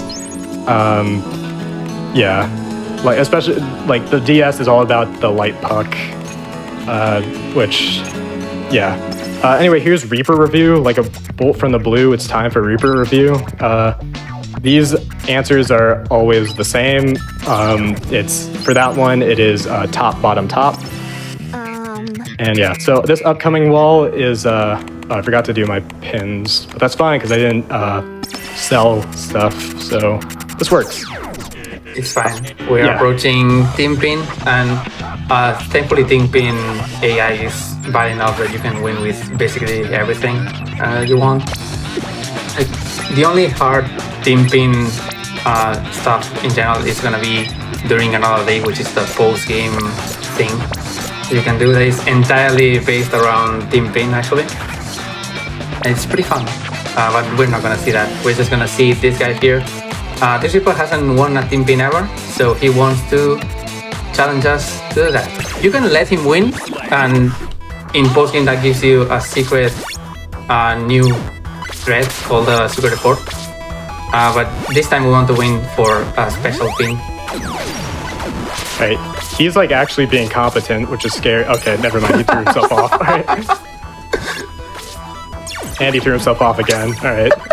Well, he was kind of dangerous. All right. Well, that ended up being a pretty fine fight, but yeah. That was Tenho. That was one of the Reapers yesterday. He was part of the band. But anyways, we got Tin Pin Thrift, which is really good. We'll explain that at the boss at the end of today. Wait a second. Did I feed Naku? Yes. Yes. Okay. I'm actually gonna try and win against Beat here as my extra fight because I need one extra fight. So Have fun, Neku. we'll see how that goes. Would you be able to beat the clock? It's honestly very hard. Also, this Oh, yeah. fight is supposed to be a gimmick fight in DS with the DS microphone. Of course, Switch doesn't have microphone, so in this case, you scratch to bring out these pins. It's not as gimmicky, but it makes it way easier. I could scream, but it won't benefit anything in game, so I'll just not do that right now.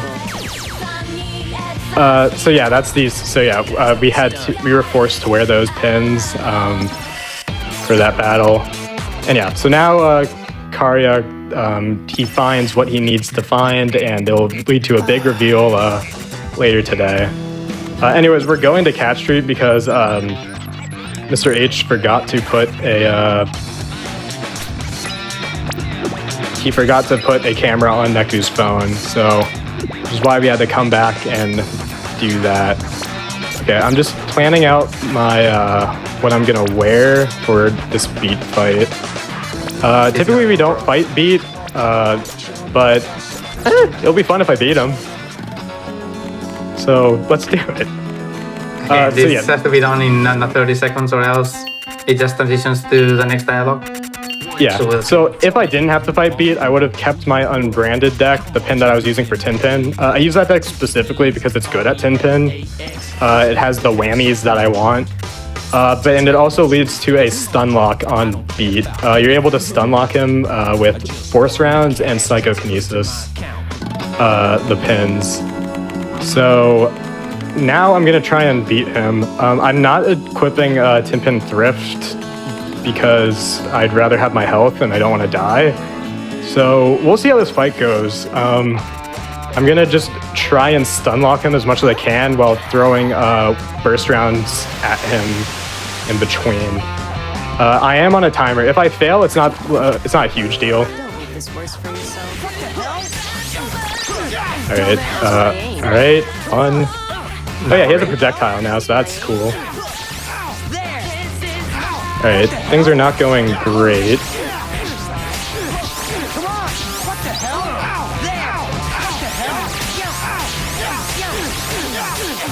Okay, close. Oh, I get it. Okay, cool. Nice. So nice, this would, nice, nice. so I did it within the time. If I didn't do it in time, it would fade out. However, doing this, I have to do an extra fight because of the digestion route. I didn't do it right because I forgot a whole 8 fights of digestion. But fortunately, the crepe route makes it a lot more lenient for me to make such a big mistake. So that's cool. In order for a fight to count towards your bites, you have to make it to a results screen. So those previous times we saw beat, because it wasn't a results screen, the battle didn't end normally, and thus it didn't count towards our bites. However, since I did beat there, it did count towards my digestion, which was cool. I didn't prepare for that, so I'm glad I was able to beat him. That just saves me for doing another fight later on. So we're taking a detour here. This is also very different. This is also a very new thing. I actually figured this out when I was making the route for this submission video for GDQ. I just thought about this. We're picking up Patchy Biker Jacket, so I went out of my way to have enough materials to get it.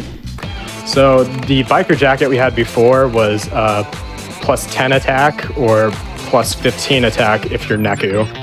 However, Patchy Biker Jacket has an effective plus 21 attack for everyone, which is very nice. I'm gonna equip good pins again, and we will equip Tin Pin Thrift. Alright, I do want to start talking what Tin Pin Thrift does for us and just SOS damage. It's gonna be very, very important. Tin Pin Thrift is an effective pin. If you have it equipped, you are gonna get a lot of damage right away in any single pin. With the big problem that you start at 25% health, which is what we call SOS range. When you're in SOS, the screen is gonna, not the screen, but just the health bar is gonna flash red, and you're gonna hear the titi like it was a Pokemon in low health. And in SOS, any threat that has some sort of extra effect on SOS, like the camouflage that we have quick now, is gonna activate. So we can use this to force ourselves to be in SOS range and get all those benefits right away.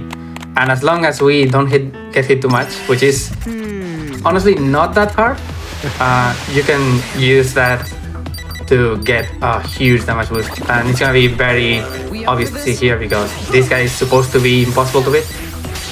Like, you're supposed to lose this fight, but with one stroke as well and all that damage boost, it becomes super easy. Yeah, it should be noted in one of my world records, I actually died in that fight. I don't know how. Like, I wasn't even nervous. I just couldn't get one stroke Vast Wealth to go up, and yeah, it just eventually he snuck up on me and did his big attack and killed me. Which wasn't a huge time loss because you can just restart the fight. But I mean, it was annoying. But yeah, that one has the same properties of the Reaper beat fight, as in you don't need to beat it, you just need to stall up until a certain time, which is what was done before. Because again, if you killed it, there wouldn't be a boss kill animation, but you would have a results screen. So that would waste time as opposed to it immediately fading out back into the story. Anyways, if you saw in the cutscene, Joshua unleashed his true power, which apparently the big secret is that he's alive. He's not dead. So he has more power than everyone. So he has the ability to levitate now, which gives him an entirely new moveset. Today is a day of fights. We have to fight 3 taboo battles. Ideally only 3, and I don't mess up a menu, but we will see. So here's the first one. So Joshua levitates now, so his moveset has changed. Instead of telekinesis, he has a move called punishment. So instead of dropping obstacles, he drops beams of light like this, and it builds up to a screen wipe. He also has execution, which is this move. You can just drag around a beam between him and the cursor. It's alright. It's a multi-hit move, but it lasts very little. You could think of it like a poor man's Mr. Mew Lariat, I guess. Mr. Mew Lariat, of course, just being a lot better, but it's fine. He still has wheel telekinesis, which, that's the pin that we never use. It has one use on the final fight of this day, but that's it. It's still not great. So we miss out having a higher telekinesis, which is the move where you slashed across Joshua, which is sad because I like that move, but oh well. And yeah, by the way, so in the DS game, you can switch between his grounded and levitating forms. Not in this game. He's just levitating for the rest of the time. So, you don't have that moveset anymore. So today is a day of choices where we can choose to help or just move past people. For this one, we have to fight regardless of our choice, but the rest of them we will be intentionally skipping. These fights can be annoying, but that actually went well. There was 4 of those things. So all these noise have taboo defense, so they reduce damage by 75% unless you're doing a cross combo. Then you do full damage, which is very nice. And the day that the noise become normal, they can appear if you scan, and they seek you instead of you having to touch them to start. Also, shout out to Velocity Attack. One of my favorite pins, the Go Fast pin, not great for a speedrun. Although you were doing some testing on that. I was doing some testing. I'm not doing it today, but it could be good, like especially for the harder fights, because that does have enough flinch to disrupt the harder bosses in the game. And also you're invulnerable during it because you're dashing. But yeah, anyways, now we have to sell almost to max.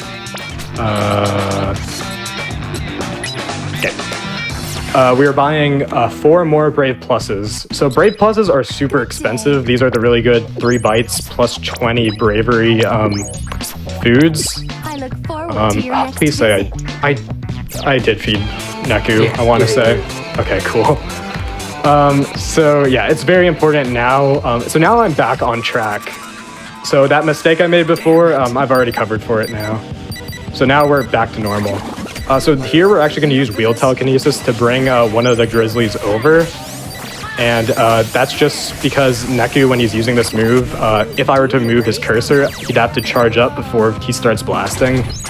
So doing that just lets Neku shoot in a straight line, and Joshua just brings the enemy to Neku's line of fire. That's a new strat I came up with pretty recently. Yeah. So that's nice. Anyways, that was day 6, which means tomorrow is day 7. And that is the last day of the Reapers game. So, yeah, last day. For sure.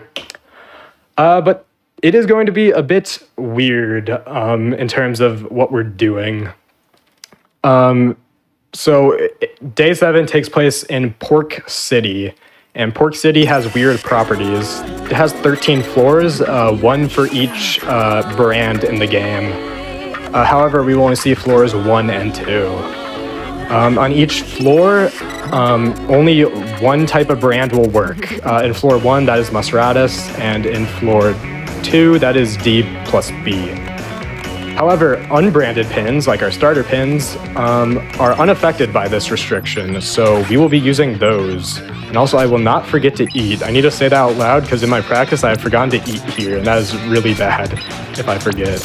But there's no way I will forget because I'm talking about it out loud right now. Okay, That's like real life. Don't forget to eat.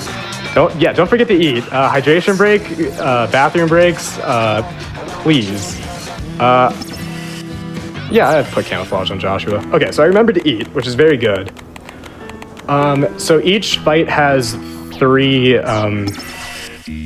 So each floor has 3 noise. However, you can only get 2 noise on screen at a time. However, so you're really only supposed to be able to do a 2 chain and then a 1 chain.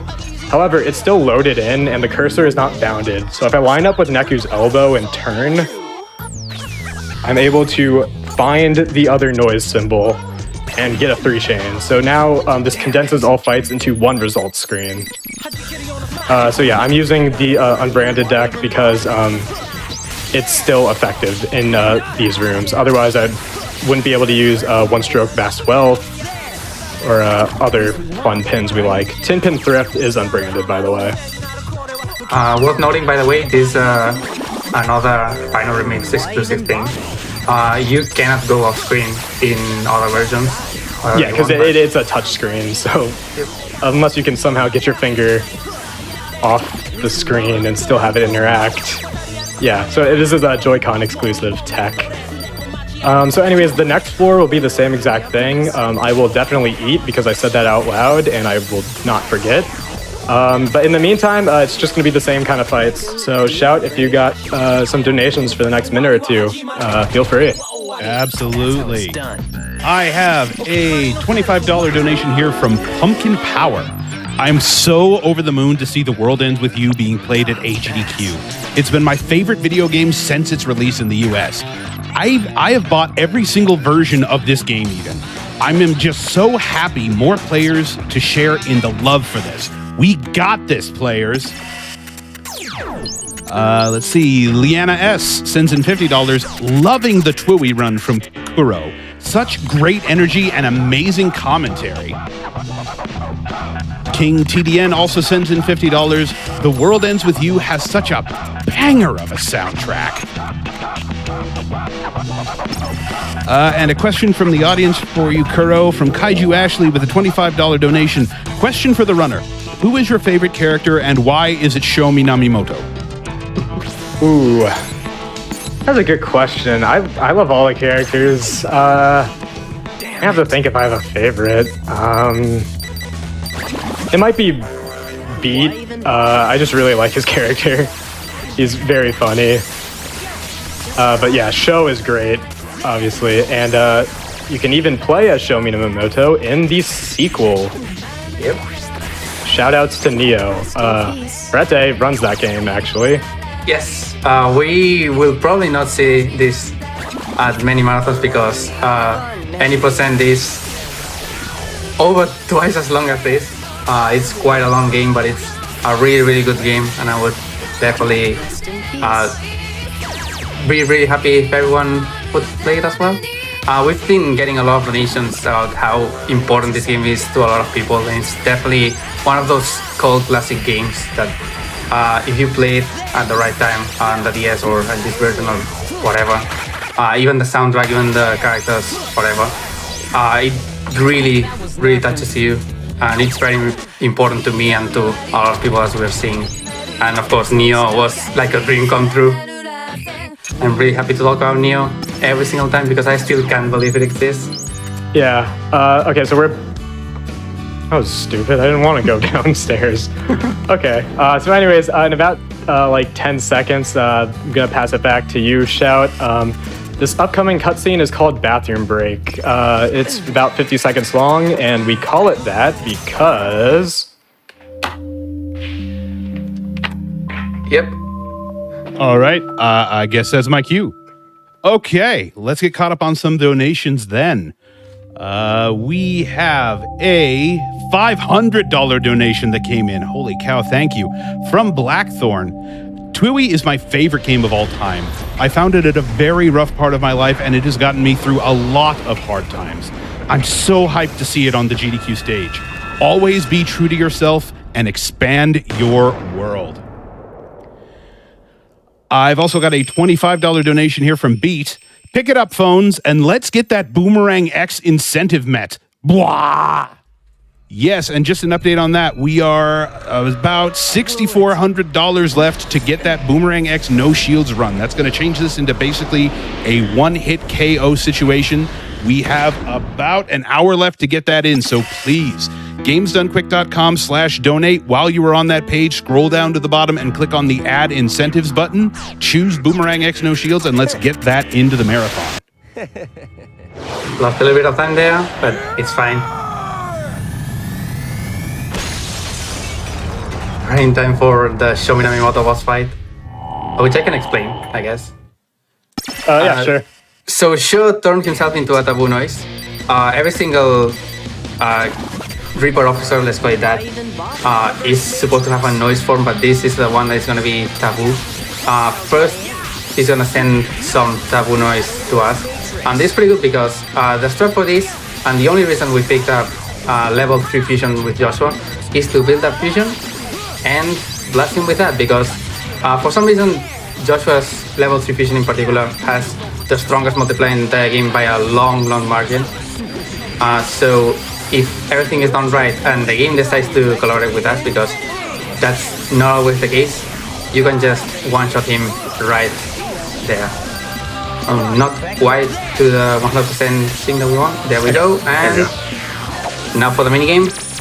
You touch the cards in the correct order, with some fake outs as well, with numbers that are backwards. And in case you wanted to see what a single shot attack to kill this boss looks like, well, he said something that about being better than gravity. So we're gonna try to one-up him on that and use gravity for ourselves and drop the hacking moon on him. Yeah. Very nice. Typically, so yeah, you can't hit Sho until he comes back down and says, "Where's your beauty?"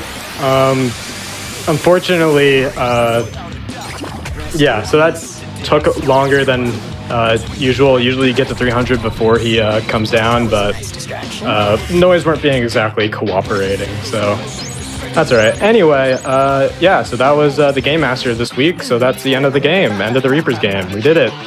Wait, what's that? Is that Minamimoto with a steel chair? Joshua, look out! You can afford to lose. Oh. Give up on yourself, and you give up on the world. Give up on yourself, and you give up on this run finishing. Well, Because we have week 3, baby! yeah. It is not over just yet. This is actually the final week. We're not lying to you anymore. This is the final week. So instead of counting up to day 7, it counts down. So this is the final week. But yeah, Joshua's gone, and Neku is back in the game. Bye-bye, Joshua, my beloved. Bye-bye. Sorry, how long was I gone for, like, between, like, the cutscene ending? I'd say maybe 10-15 extra seconds. Okay, it's not bad. Sorry, the door to the bathroom was closed, so I wasn't sure if my roommate was in it, so I had to run to the other one on the other side of the apartment. Anyway, so this is week 3. So we're putting back on our normal deck. So by the way, we kept our unbranded deck because it's good at generating sync. Okay, I don't need to feed yet. All right. Good, we're on track with digestion, which is really good. So anyway, this game, so pretty much what happened, so since Joshua was alive, that last game was null and void because Neku helped violate the rules because it's not meant for alive players. However, we don't have a partner, and it turns out what happened is Neku's entry fee because he's opening up to people, and the most important thing to him was the other players. So, yeah, we don't have a partner, and if you remember, we can't fight without a partner. But wait, what's that? It's that Beat with a steel chair, but he's on our side this time. So Beat thinks this is entirely underhanded and thinks this is unfair, so he throws away his Reaper-dom and joins Neku to be his partner. Beat is really good, or maybe I just Stockholm Syndrome to think of that because we fight most bosses with him. But anyway, I like Beat, so as I said... Beat is the strongest partner, that's for sure. Both in single player and in co-op, because he has the highest base attack in general, and because in single player, he's basically a turret. You move him, and then he auto-attacks, and very fast and very strong. In terms of the co-op moveset, he's not that interesting, but still good enough to cover many weaknesses. So yeah, Beat is a really good partner. Yeah, he has a big problem though. Yeah, go ahead. He has no bravery. Beat has 0 bravery. He doesn't have the capacity to wield any clothes. So the first thing that we're gonna do in week 3, very important, is give him that bravery to do drugs. Yeah, if you remember, I said Shiki starts with 110, Neku starts with 15, Beat starts with 5. So, however, whenever we level up, he gains bravery. So, we're gonna feed the final brave pluses to both our boys. So yeah, Beat only has 21 bravery, which is not a lot. And yeah, we're going things. So it's 3 fights. So there are 2 pig noise we're gonna fight today, and yeah, that'll put us on track to finish very quickly. These pigs also drop Tektite, which is an important material for us. So yeah, Beat's moveset. So unlike Shiki and Joshua, who have like one move that's not really that great, all of Beat's moves are really good. So he has skate combo where we'll show that here. This pig's gimmick is that it turns invisible, so we're gonna make that permanent. So yeah, we have skate combo where you just drag him around, and anything in his path he'll just beat up on his own, which is very nice. He has vertical boot. If you slash up on an enemy, he will move to that enemy and kick him up in the air. Eventually, he'll add a slam to that move.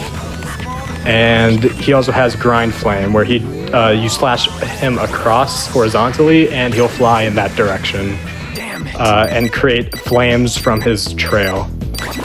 These have a bunch of pigs. There's only one real one, so I'm just gonna Sweet Talk Tether and hope I find it. It was one of those. I just hit them all with Sweet Talk Tether, which is very nice. So yeah, that's the last real fights today. We just have one more fight with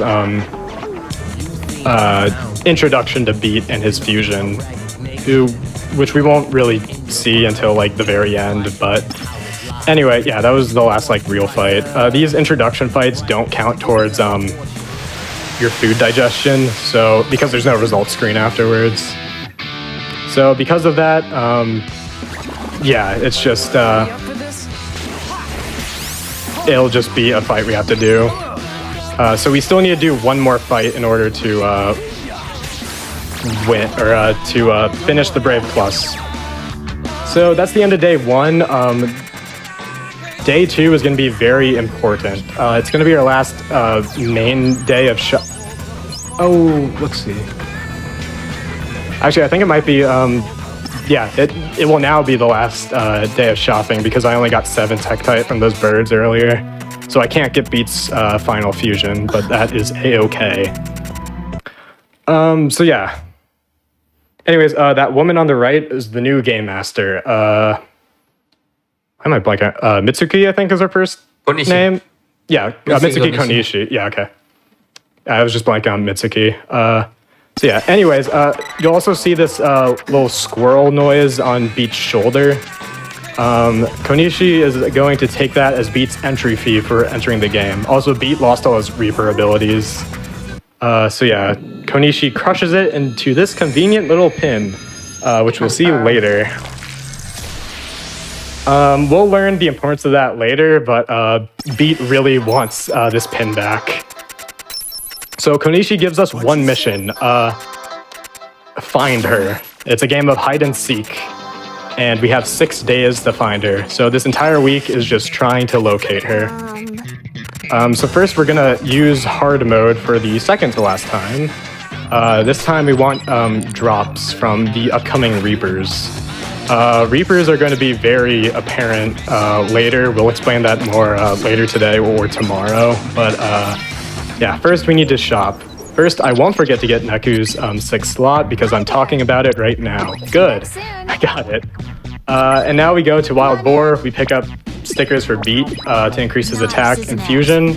And we pick up the Wild Boar pendant. Before we got the King pendant in earlier routes, but I've changed that so Beat now wears the patchy biker jacket, which overall gives him more attack. Anyways, we are into this forced encounter against these Reapers. In the game, we are now in emergency call, so the Reapers can now freely attack us. So I'm just gonna send Beat to handle one and shoot down the other. So yeah, we wanted to switch to hard because they drop money pins.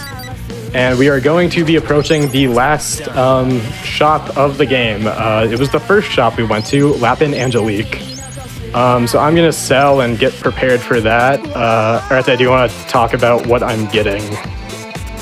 First off, by the way, after this fight, we have a 10% chance in every single era transition to get a random fight, which is the biggest RNG component in the game, and I'm gonna be donating $5 for every single one we get. Hopefully, this is not an omen for this first transition, which can have a fight. Yep.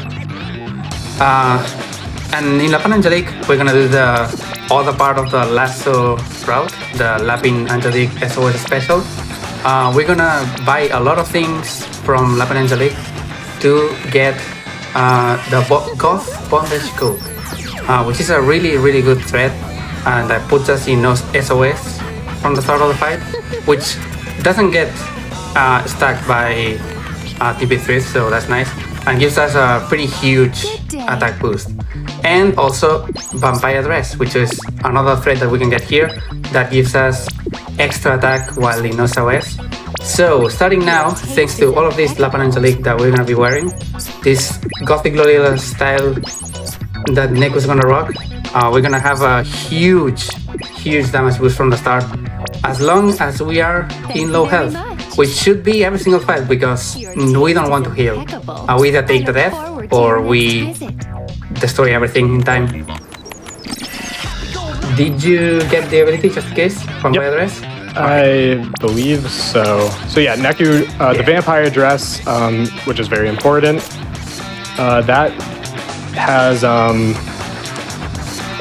that's the one that has 152 bravery, and that's what I needed to. That was the threshold I needed to wear that. All right, I need to feed Beat a ice cream because Patchy Biker Jacket is 45 bravery, so I need to level up twice more to get to level 19, and also he'll finish that and it'll get him to 45. So this is an interesting fight. You see my 6th pin slot. We'll be using a new pin called Octo Squeeze. Octo Squeeze is alright. It's not anything special. It doesn't do any combat thing, but it brings all enemies together. And especially for bat enemies that can move all around, it brings them all into one point, and I can shoot them down like that. So it's just very nice. That fight can spiral if you can't hit the final bat. Beat has a hard time with accuracy, and using one-stroke fast wealth is hard with Neku. And you can see that how much boost coming into play there. And 500 attack. Yeah, you're going to see it in this fight as well. This is a harder version of that bat boss that we fought with Shiki. So I don't need to be as precise with Beat when he goes up to do the lights. I can just use vertical boot and I'll clear all the bats in that area. Just like that. And now watch this health bar go down. And he's dead. Yeah, so we do a lot of damage. So this is, so we didn't do this SOS bonus damage before. It was thought about, but it was just a huge bravery requirement and money requirement. So I had to buy a lot of excess stuff at Lapin Angelique. That was to increase the friendship gauge. You become friends with the shopkeepers the more yen you spend at that store. There's some more intricate mechanics with that, but generally just I had to buy things at a certain order in order to maximize or to most efficiently get to level 7 with Princess K, who was the shopkeeper there.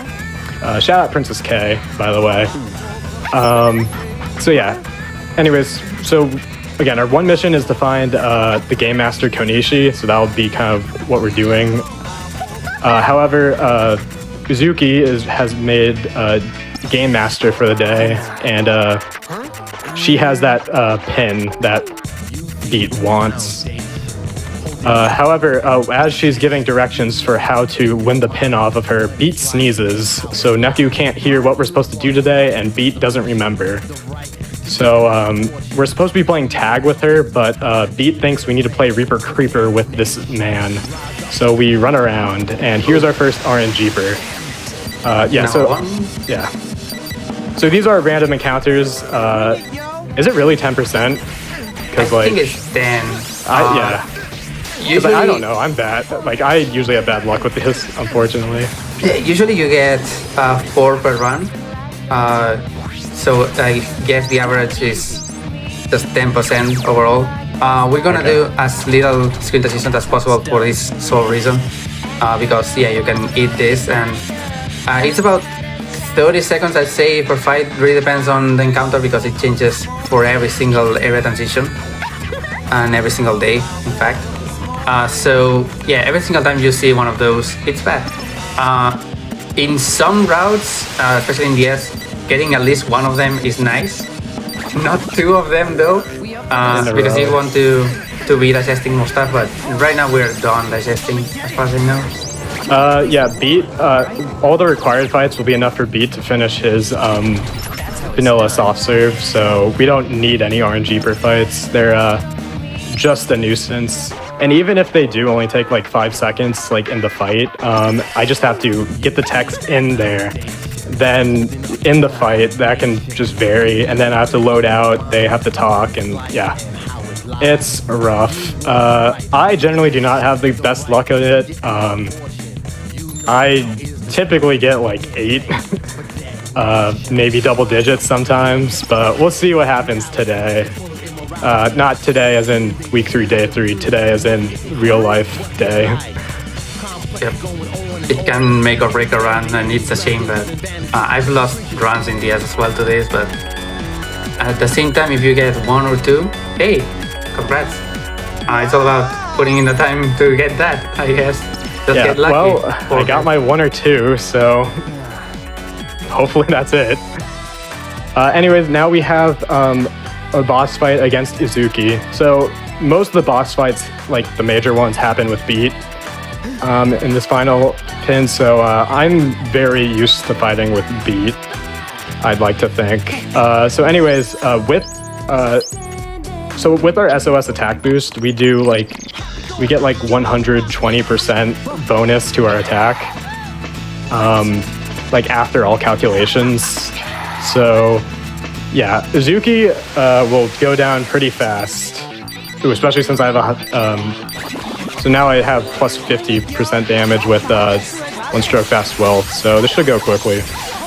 Yeah. It is quick, yeah.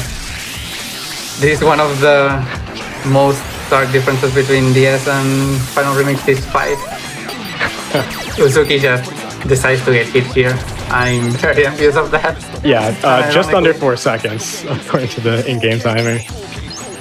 That was amazing. Yeah, so we just do a lot of damage, and so the best defense is offense.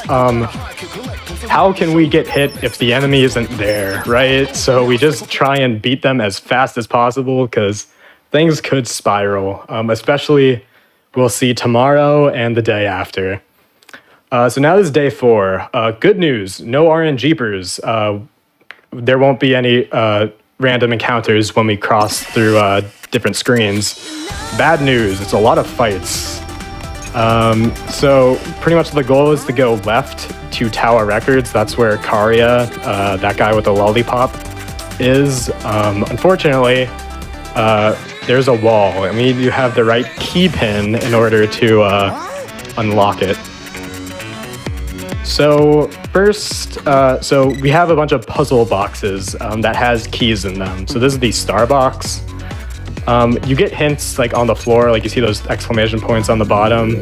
They're supposed to tell you what to do, but of course I know what I need to do.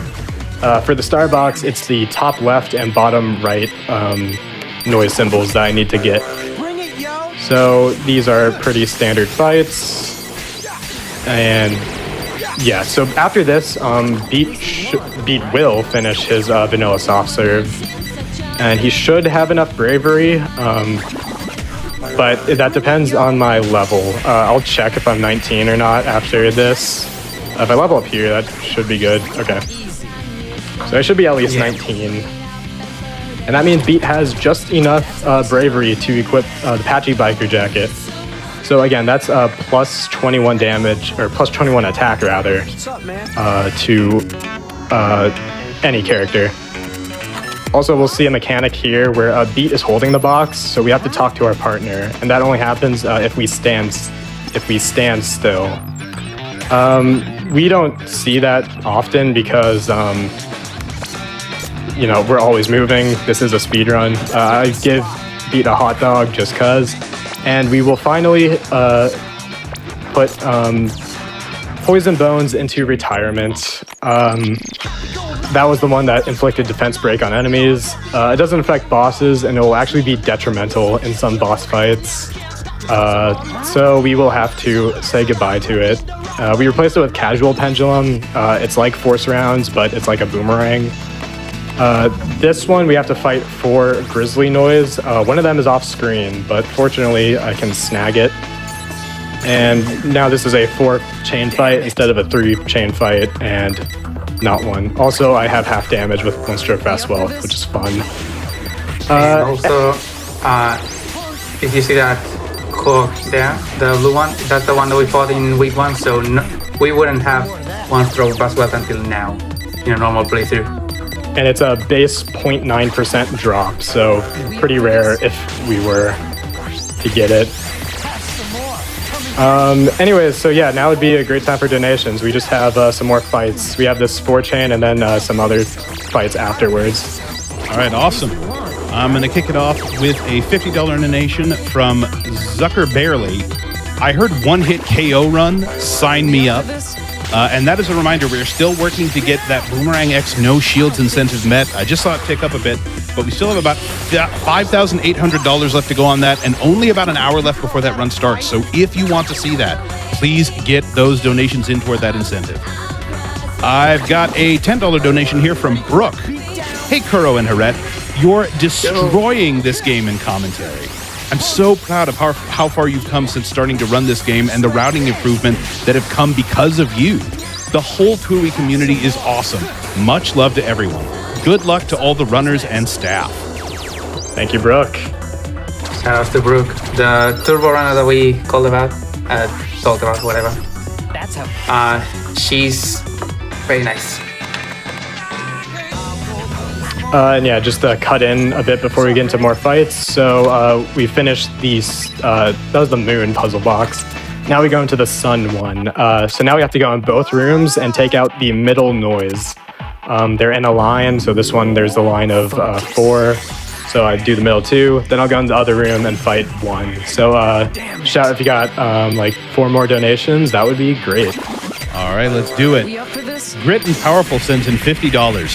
Had to donate during one of my favorite games of all time, The World Ends With You. Few games match the story intensity, musical identity, and brain-crushing mechanics all in one package. Good luck. We up for this? SOR3 sends in $50 as well. I remember getting an original copy of The World Ends With You for Christmas when it first came out. I played it so much as a kid, and it quickly grew to become one of my favorite games of all time. I'm so happy that I was able to wake up on time to catch this run and watch my favorite game get destroyed.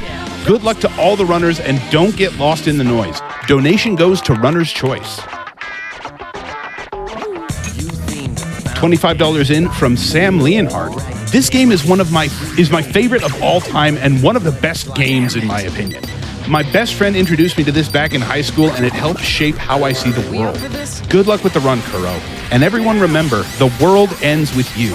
If you want to enjoy life, expand your world. You gotta push your horizons out as far as they'll go. That's how it's done.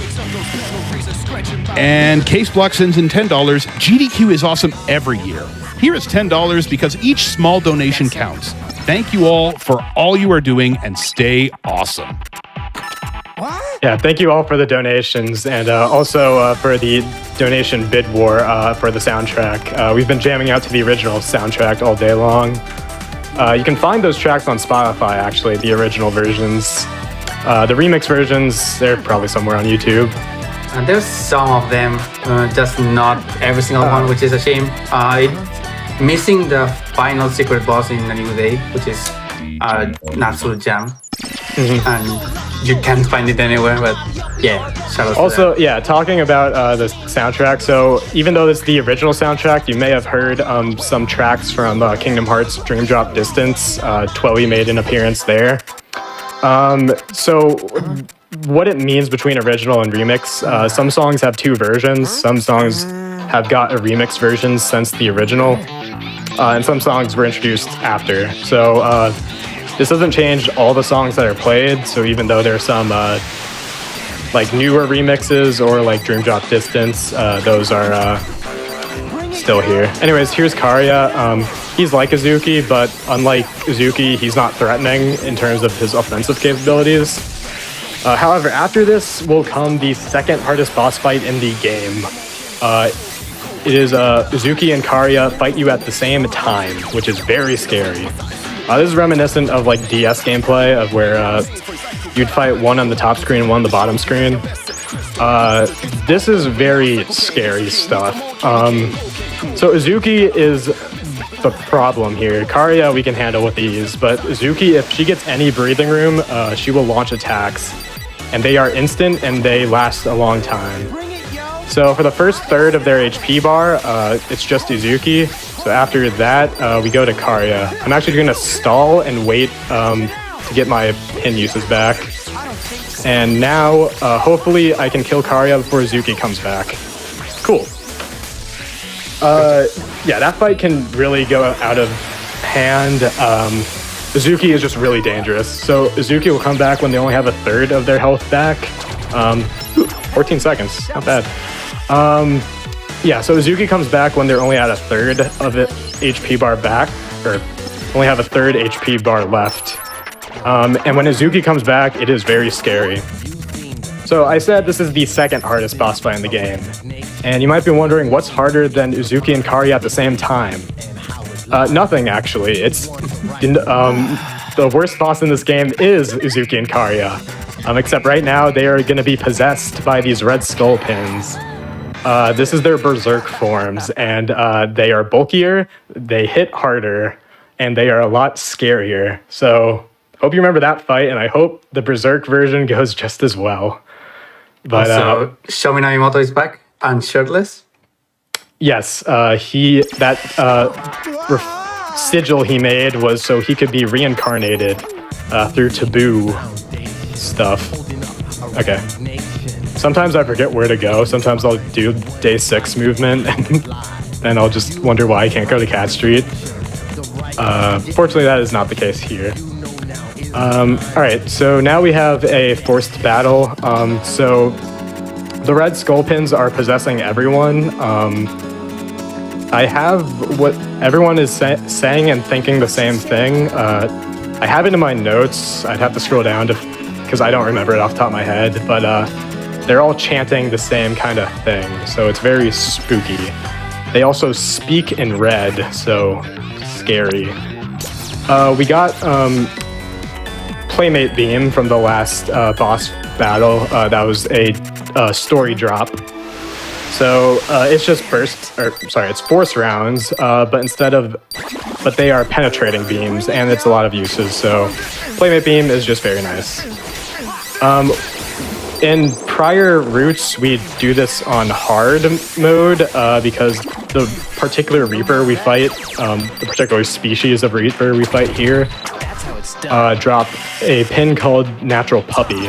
And Natural Puppy is a support pin, and it grants a 20% bonus to damage for Natural Puppy branded pins. And that would be Sweet Talk Tether, which is those the chains that we throw out, and Playmate Beam. We don't do that anymore, or rather, I don't do that anymore. This is a new route, just trying to be more optimal, use less pauses to save time. So yeah, anyway. Yeah, so we don't do that anymore. We just leave Octo Squeeze in the back because it's useful for one more boss fight at the very on the last day. So yeah, it has since evolved into Vacuum Squeeze, but it works the same. This is an interesting fight because if I don't beat him fast enough, reinforcements will show up. Not the greatest level up. So because I leveled up, my HP is brought back to full, and that means I am taken out of SOS.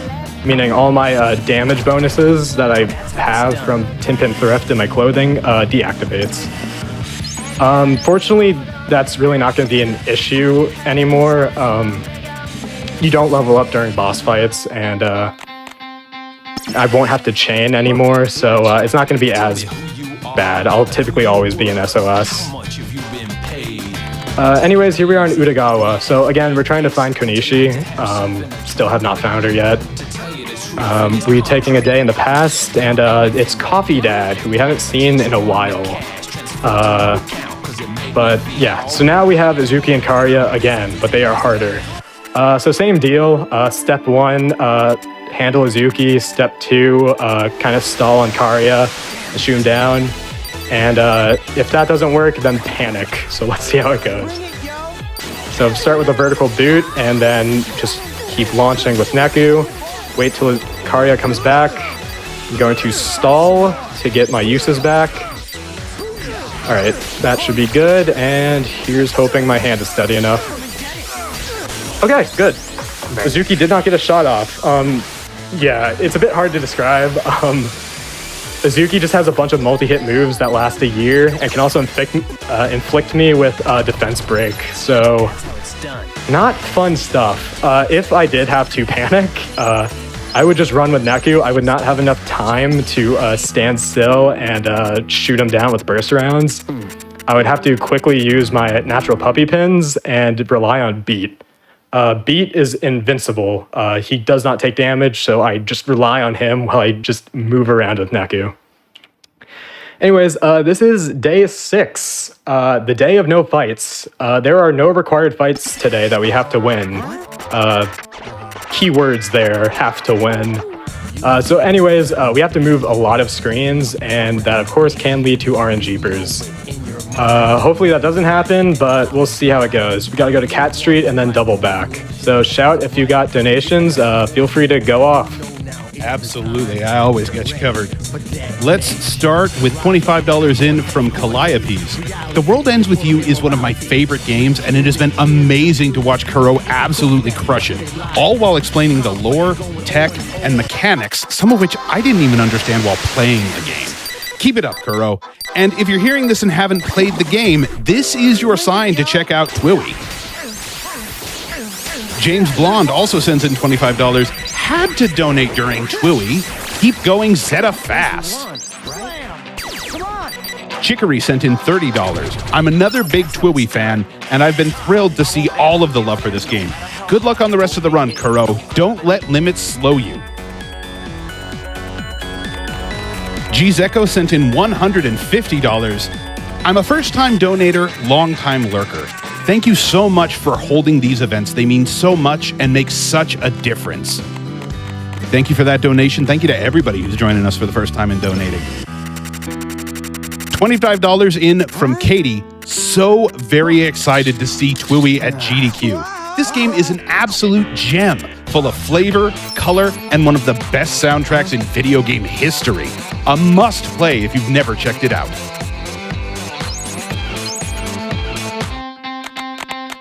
And JD Light sends in $25. I told myself back when I started watching GDQ years ago that if there was ever a run of Twiwi, I would donate during it. Because like many others, this game is incredibly important to me and my favorite game of all time. I played the original back in 2007, and it helped me through so many rough times in my life, including my mom's battle with colon cancer. Neo still feels like a fever dream. I can't believe it happened. Good luck with the rest of the run. P.S. Shoutouts to Minamoto for helping me memorize trig functions. The phrase "So Katoa" has haunted my dreams for 15 years now. Yeah, thank you for all the donations. Yeah, this game has had a huge impact on my life as well. It definitely has shaped who I am today. Yeah, it cannot be understated, just the writing and just the feeling of this game. It's truly special. I highly recommend it. If you think this game is a bit too weird, Neo is a lot more modern. And you don't need to play the first one, but like I highly recommend it. I would definitely recommend it for reasons that I can't go into. Yeah, I mean, I would recommend it, but like, you know, it's a weird game. Anyways, I switched to hard mode and level 1. This is an act of confidence against this boss. Not that I'll win, but that I'll lose. I don't need to win this fight. He's very difficult. So I just wanted to one-shot me. Perfect. And the fight is over. He has taboo defense. He's got a lot of HP. It is rough. Also, talking about Sho, his first form has 3,141 HP. That's the first 4 digits of pi. That form of him has 5,926 HP, which is the next 4 digits of pi. So this is the last day, and we're not even pulling your chain this time. This is serious. This is the last day. I am not going to forget to switch off of hard mode because I don't want to die yet. Perfect. So in case there's RNGpers, like that one. I believe this is 5, yeah. I'm still on track to get the 8 that I normally get, so that's fun. Yeah, this is the worst possible fight to forget to change to hardcore, or to normal rather, because this Drake here deals a lot of damage. He's been very docile for some reason though. So. Yeah, they're generally not too bad, and also cross combos are able to flinch it, so compared to DS, it's a lot safer to fight Drakes. Alright, so that's 5. We've got 1, 2, 3 more screens that can possibly give us RNGpers. Alright, we're down to 2. Let's see. So we will enter the Shibuya River. It's going to be a very weird area, and so this is going to look like an RNGper. It's a cutscene. However, if like that kind of fast fade in happens again, then it is an RNGper, and that's bad. Okay. Well, 6. 6 is not bad. That is fine. Typically I get like 8 or 10, which is bad. Oh, I hate shrews. Get out of my face. So it is bad. Yeah, so that's about a 3-minute time loss approximately for the entire run, which is not great, but hey. And again, like these fights can just not happen. So these can either take a like not so good run and make it great with low RNGpers. And you remember the other RNG factors were the brand walls. You remember when we had to switch our threads and pins to be a specific brand? 1 in 13 chance, effectively, that we don't have to do that. It's already number 1. We can just go on straight ahead. Did not get that here, but again, it's pretty rare. And now we are on to the final 4 boss fights. Up first is against Konishi, the Game Master. So again, this entire week we've been trying to find her. She said she'll be hiding in one spot and she won't move.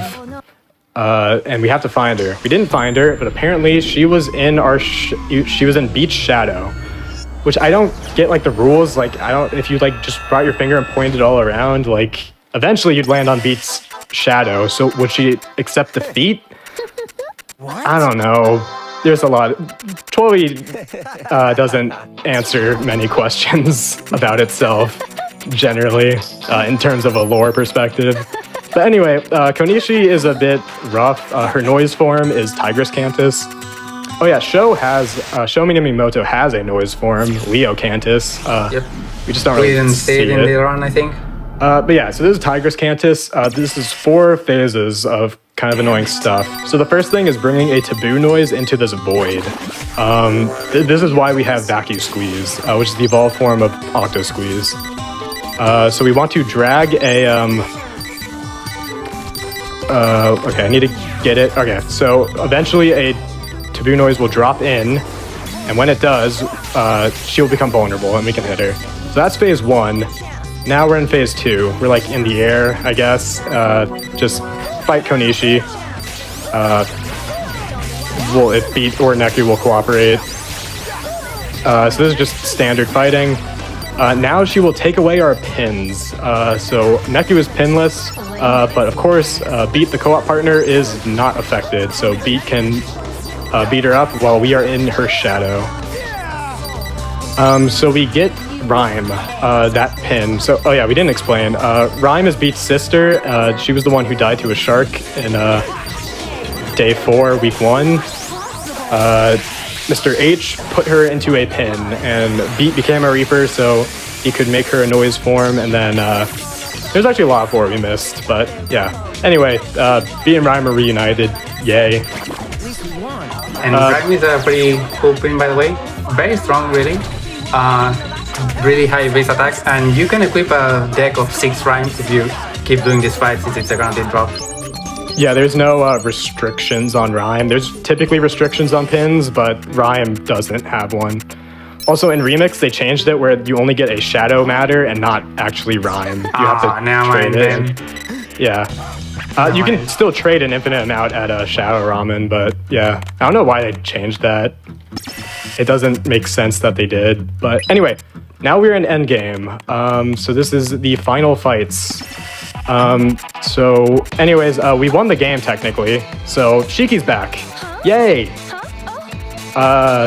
So yeah, Shiki was held hostage basically as Neku's entry fee for week 2, but she's here, so the gang's all back. Anyway, here's something. Sho Minamimoto. He was trying to reach the composer, like the big boss, and try and kill him, because whoever kills the composer becomes the new composer, I guess. So he was setting a coup or whatever, and yeah, he got beat up. And we stole his hat off his head, just cause we could. It's actually his equipment, by the way. Yeah, it's a really good pin, or not pin, piece of thread, but we don't use it in this route. We could. It wouldn't be that much of a drop off, but it would take a pause, so we don't. Anyway, this is Kitaniji, the 3rd hardest fight in the game. He can stop time if he wants to, like that. Cool. So yeah, let's just waste time, and he throws out a lot of attacks. He's mostly annoying he's more annoying than he is threatening, which is good. I mean, I'd much rather fight him than what is it? Suzuki and Karya. Yeah. Anyway, I was a bit too close. He did his melee attack. Fortunately, I had enough health to live, but that did a big chunk. But yeah, he can. Oh yeah, he also possessed Shiki, so she can come in as as his co-op partner and attack us, and we can't attack her in this game, which is very sad. I mean, that's really unfair. Having your co-op partner be invincible, like, I would never put anyone through that. Never. Okay, after the fight, we got the boy. We got it. Lightning Rook. This is objectively the best pin in the game. It's so good. They buffed it. It was already really, really good on the original, but on the transition to one screen, for some reason they buffed it to SSSSS plus tier. It deals so much damage, it pierces through, goes the entire screen. It can shred these final 2 bosses that we're gonna go through as well very easily. So it's an obvious inclusion into the pin deck.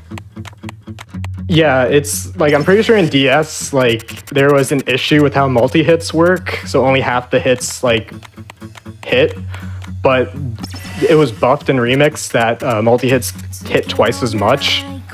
So, yeah, Lightning Rook is really good. I can't find the words to describe it. It's really just something you'll see. Just look at the health bar. I can probably explain it by saying that the boss rush for this version just uses 2 of them as the main attack force and nothing else. Yeah, by the way, typically a lot of pins you can only have, a lot of good pins you can only have 1 of in your pin deck. Not Lightning Rook, you can have 2, just like One Stroke Vast Wolf. But again, that's like pin class system, that's a lot of stuff. Anyway, these are the final 2 fights. This is the penultimate fight. Shiki's back. So this has 2 HP bars, one where Shiki's your partner and one where Beat's your partner. We don't really care about them. Our true partner is Lightning Rook. We like Lightning Rook. Damn it. So and yeah, especially paired with SOS damage, just melts.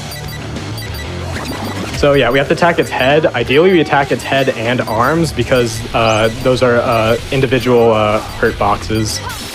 But yeah, anyway, so just kind of wait until Lightning Rook recharges and just do other stuff until that happens. This can be kind of annoying. His like colored breath attacks can inflict bad statuses. He also has an orange orb that we hopefully don't see. Oh, I just realized that we're at GDQ. Yeah, orb. There's orbs in this game. Anyways, yeah, that was that fight. So we are moving on to the final boss battle. And that is only Neku. Co-op is disabled. We'll see. So time is coming up in like a minute and a half-ish.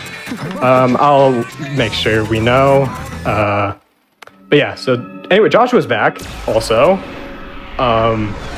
So yeah, Kitaniji steals all three of our partners. So Neku is partnerless. But we have Lightning Rook, so we're fine. There are 5 heads of Draco Cantus, all of which have its own hitbox that we can hit. So we try and hit multiple at the same time. This fight can be pretty dangerous. This was bad for me as a kid. Apparently there's a little pocket where it's like a blind spot. He just cannot, only stray shots will hit you, all the big shots will miss. So if we just go right, like right here, Neku is pretty much safe. And also when he gets to certain thresholds of HP, our partner will break out and do a fusion with us. So here is, so we do Shiki, then Beat, then Joshua. To activate those fusions, it's based on the single player action. So for Shiki, no, I got orbed. Orb into Sword of Revealing Light. Yeah, so anyway, that move is bad because it just it takes us hostage and it plays that cutscene, which is bad. Please, okay. Sometimes beats is hard to do. Anyways, because we're doing fusions, that heals us out of SOS, so that's kind of sad, but we still do enough damage. Goth Bondage Coat is independent of SOS, thankfully. So even though it puts us at SOS range, it gives us its own attack boost anyway. What do you think? Anyways, here's Joshua's fusion. So we're out of fusions. If you don't do the fusion, he'll heal instead. You could consider doing that, because if you don't do a fusion, you keep SOS. But I just don't. Typically, it's just a lot riskier, and the last thing I want to do is die. So once the green HP goes down, the screen will flash, and then we'll have to press a button. After I press that button, that's time. So I will do a countdown before time. So after the boss's HP is depleted to 0, so Lightning Rook my way. 3, 2, 1, time. Easy. GG. My arm doesn't hurt as bad, thankfully, but yeah. So again, mashing, I was like mashing throughout the entire thing for dialogue. It's rough. If you want to do this game, please do turbo for your own good. If you are like me and just find like, to me, like it's like the mashing is just part of the game, and like there's skill between like mashing and like being able to do all the movements, but it's a physical barrier that doesn't need to exist in this game. So please do turbo. Yeah. That's it. There's like 11 minutes of cutscenes that we won't see in, so we'll just stick to this screen. Herrete, any closing thoughts? First off, that was just shy or just over 2 minutes behind world record, which is amazing. And second place by a long shot. Shout outs to Kuro for the amazing execution. That was world-class talent for the World Dance with you. Everyone that has donated and talking about how special this game is for them. I really hope that this showcase, that this opportunity that we got at Games Done Quick really helped you remember how good this game is and how nice it is. We have a speedrunning Discord in case you want to get on this or on the DS version, or Neo, the All Dance with you as well, if you like that. I want to shout out especially Brooke first for the donation earlier, and Nero, second place runner currently, and other possibility runner soon, who is doing commentary on the Japanese stream. Arigato gozaimasu. And I want to shout out everyone who loves this game in general, I guess, again. I've been Herrete, this has been Kuro. We are so happy that we got this showcase at such a big marathon. And thank you everybody for watching. Yeah, this was incredible. I'm honored to be able to show this off to everyone. The World Ends With You is just a very special game, just as like an RPG. It has something for everyone. This like the first game, of course, has weird controls, whether that be the DS version's touchscreen dual screen combat, or this game's Joy-Con controls. But I think like kind of with the game's message, just expand your horizons a bit. Like it's not going to be like every other game you've played. It will. This game is great. Just if you give it a chance and just let yourself get lost in the world. The writing is great. There's a lot of fun with it. There's over 300 pins. You can find your own play style. You do not need to use these pins to win the game. You can win it with pretty much everything. And yeah, that's it for me. Thank you so much for having me. I'm glad I got to showcase Twelly. There are Twelly prizes, not this specific version of Mr. Mew plushie, but there is a Mr. Mew plushie. So look into that. Keep watching the event. Thank you so much, everyone, for watching. And that's it for me. Goodbye. Thank you so much, Kuro. That was an amazing run of a game that clearly means a lot to a lot of people out in the audience. One more donation I want to get in here real quick. A $25 donation that came in from Twok. To right the countless wrongs of our day, we shine this light of true redemption, that this place may become as paradise. What a wonderful world such would be. But no, seriously, Twooey is my favorite game of all time and changed the way I view video games. 3 minutes clapping? This run has me 3 hours clapping. Thank you so much for that donation, Twok. Okay, that was an amazing run and a lot of talk about food. I think I could use to go grab a snack. So everybody, get up, stretch, get a drink, take a quick break, but don't go too far. We will be right back before you know it.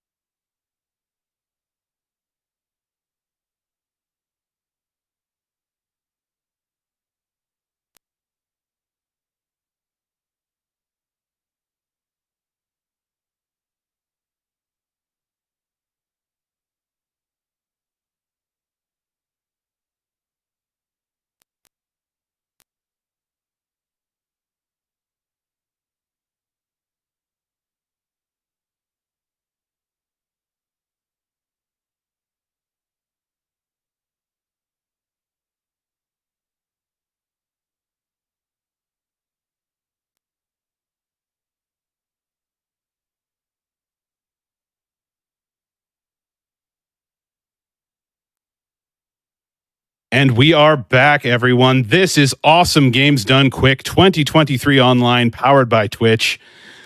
I am Mr. Game and Shout, and I am hanging out here with you as we get ready for our next run, the long-awaited solo outing of one of my favorite Mega Man bosses, Boomer Kawanger X.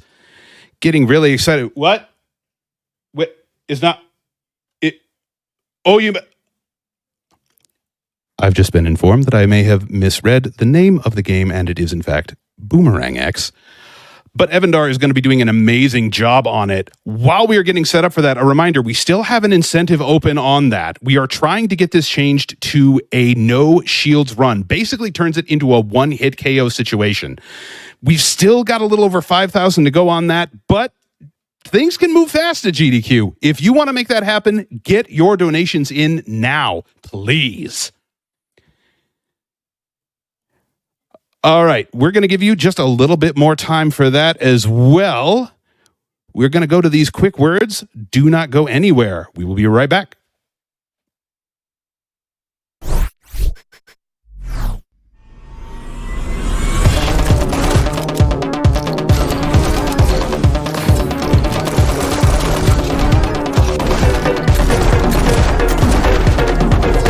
Neon white.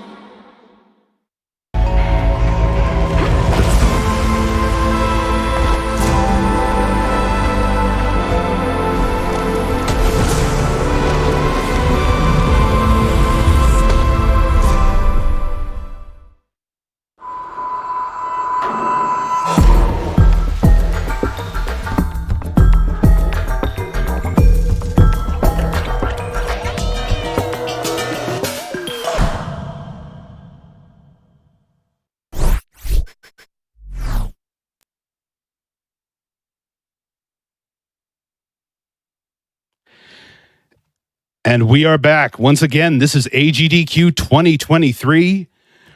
Want to get in another quick donation here. A $50 donation that came in from Adamantoys that just says, prizes? Prizes.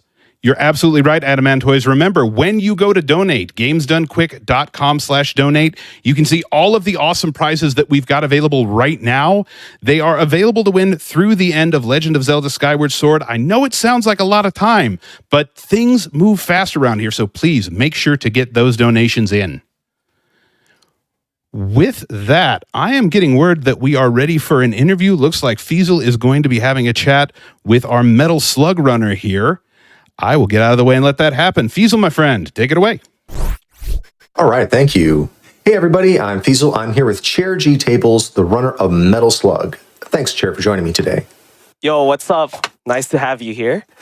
All right, so first off, how did you get started running this game? How did this all begin for you? Oh, man. Okay, this is actually a really weird mix. So first of all, I'm an FGC type of person, so I would like to go to, the arcades and, just play fighting games with some people. But, as time passed, like, there's less and less people going to the arcades just to play fighting games with, and eventually there's not really anyone I could play fighting games with there anymore. So one day I was like, oh, man, I need to find something else to play in the arcades. And eventually one day, I made this game called The Nut Shack. The game, it's a fan game of this let's just say it's a pretty strange cartoon. and it's like a Mega Man X game, and I made that, and eventually one day, like, this Mega Man X7 speedrunner Tsukimos comes in and tries to get world record for them. I'm like, oh man, this is so dope. And I found out that he also speedruns Metal Slug, and I was like, oh, maybe this could be the game. And then one day I decided to just, bring all my friends, because we do this thing where we just randomly, we just choose random games to just race each other with, and it's games that we're not really that familiar with, and with that I was like, yeah, this is the game. So it's a game I now quickly play over at the arcades and also try to speedrun now because it's so dope. I really like this. Wow, that's must be quite a feeling to just like to make a game and then just have like a top tier runner just decide they want to work on it. I mean, that's just yeah, that must be a really unique feeling there. Definitely. So during this run, during Metal Slug, what kind of tricks should we be looking out for? What do you think is going to jump out at us? All right, so yeah, there's a bunch of tricks in the game. There's actually not really a lot of glitches. Like I think the one big glitch I could find, or it's not really that big, is just when the helicopter comes in, you could throw a bomb as when another plane comes in, and it kills the plane, but it also actually thinks it kills the helicopter, so you don't have to deal with a big HP helicopter. But a lot of the tricks in the game is just telling the game, oh, okay, we cleared off all of the enemies, so start moving the camera already. So essentially, what the game won't let you move through the stage, or like it locks the camera sometimes, and it tells you have to clear all of these waves of enemies, and sometimes you could quickly do that by just killing the required enemies before the game could really process its mind. So like for example, if in mission 6 there's all of these soldiers all coming out together, if you just align them all in the same area and kill all of them in one knife stab, and it kills them all in the same frame, the game is like, oh, okay, you cleared all the entire wave of enemies, let's already go, and you don't have to deal with the other enemy spawns. Yeah, I mean, that's perfect. That is the kind of thing you're looking for in a speed run. That's exactly what you want. All right. Well, I mean, that sounds like it makes it easier, but what's the hard part about this? What do you think's a really difficult part about this run? Oh man, it's I'd say one of the hardest things about Metal Slug is just the execution. Like mission 6 in general is very hard. So we have this bridge section right here, and then you have to hope that the RNG gives you a good weapon, because sometimes the old man, which is the prisoners of war, so there's this one prisoner of war that sometimes gives you the shotgun, which is the weapon that you want, but sometimes he just doesn't give you anything at all, and then you have to deal with this bridge section, and they spawn all of these aggressive tanks and the soldiers, and they keep throwing grenades, and the tanks keep shooting at you, and sometimes if you only have the pistol, you're gonna be like, oh man, I need to kind of save the bombs, but then they're throwing everything at you. It's like, oh, I need to clear this off as fast as I can before it gets even worse. And sometimes you just get into situations where there's no way out, and you're trapped. You're gonna die, and it's just trying. You just need to be able to react and find out what to do in this situation if you're not given the right tools for it. Yeah, I mean, that's the hard part about a marathon run, is you can't reset and try again. I mean, this is your run. You got to make do with whatever the game gives you. You know? Yeah, definitely. All right. So, what is your goal in running the game this year? Oh, okay. So my goal for running it on GDQ this year is it's a bit more of a personal one. So I was running. So I ran Super Ledge Hop Double Laser a few years ago, and I think it didn't really sit well for some people, because I actually developed that game. So it was the developer running the game, and I'm like, okay, I want to make this right, and I want to show people that I'm a real speedrunner. So I decided to submit a game that that's a bit more known to everyone, a game that everyone likes, and a game that I'm really into as well. So yeah, I think with Metal Slug, especially since this is indeed a difficult game, I can finally show people, hey, I'm a real speedrunner, and I have a true heart for this hobby. I had something to prove this time. I see. Yeah. All right. Well, good. I hope you do just that. And unfortunately, that is all the time we have right now. I wish we could talk longer about this, but I really appreciate you just taking the time to talk with us this afternoon. Yeah. Thank you so much, dude. All right. Well, everybody, stay tuned for Metal Slug, which is coming up right after the next run.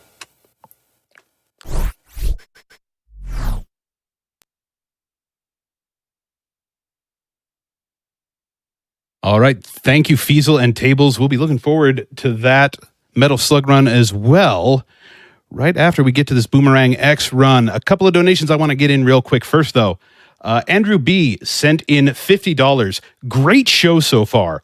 Donating for Mario Kart bonus stages and that beautiful Gigas metal print prize. Okay, so first off, yes, the prizes are beautiful, but I want to talk a little bit about how this Mario Kart incentive is working. We've actually got two things going on this right now. The first is getting Mario Kart 8 Deluxe added to the schedule. This is a milestone incentive. What that means is that when we hit $1 million in total donations for the event, when you make that happen before this run is supposed to begin, we will add MK8 to the schedule. At the same time, we have a donation incentive to add the MK8 Deluxe bonus Wave 3 courses. We're still about $75,000 off of that. But what this means is that when you put in your donation towards getting those bonus Wave courses, you're also getting us closer to getting, I almost said Mortal Kombat, Mario Kart 8 added to the schedule. You get 2 incentives for 1 donation. Do not miss your shot at this. Also, I've got Jack of Hearts here coming in with $25. Love watching GDQ every year. Looking forward to the upcoming runs. Absolutely. And I am looking forward to this Boomerang X run. I don't want to hold you up any longer. Evan Dar, the show is yours, my friend. Take it away and show us what you got.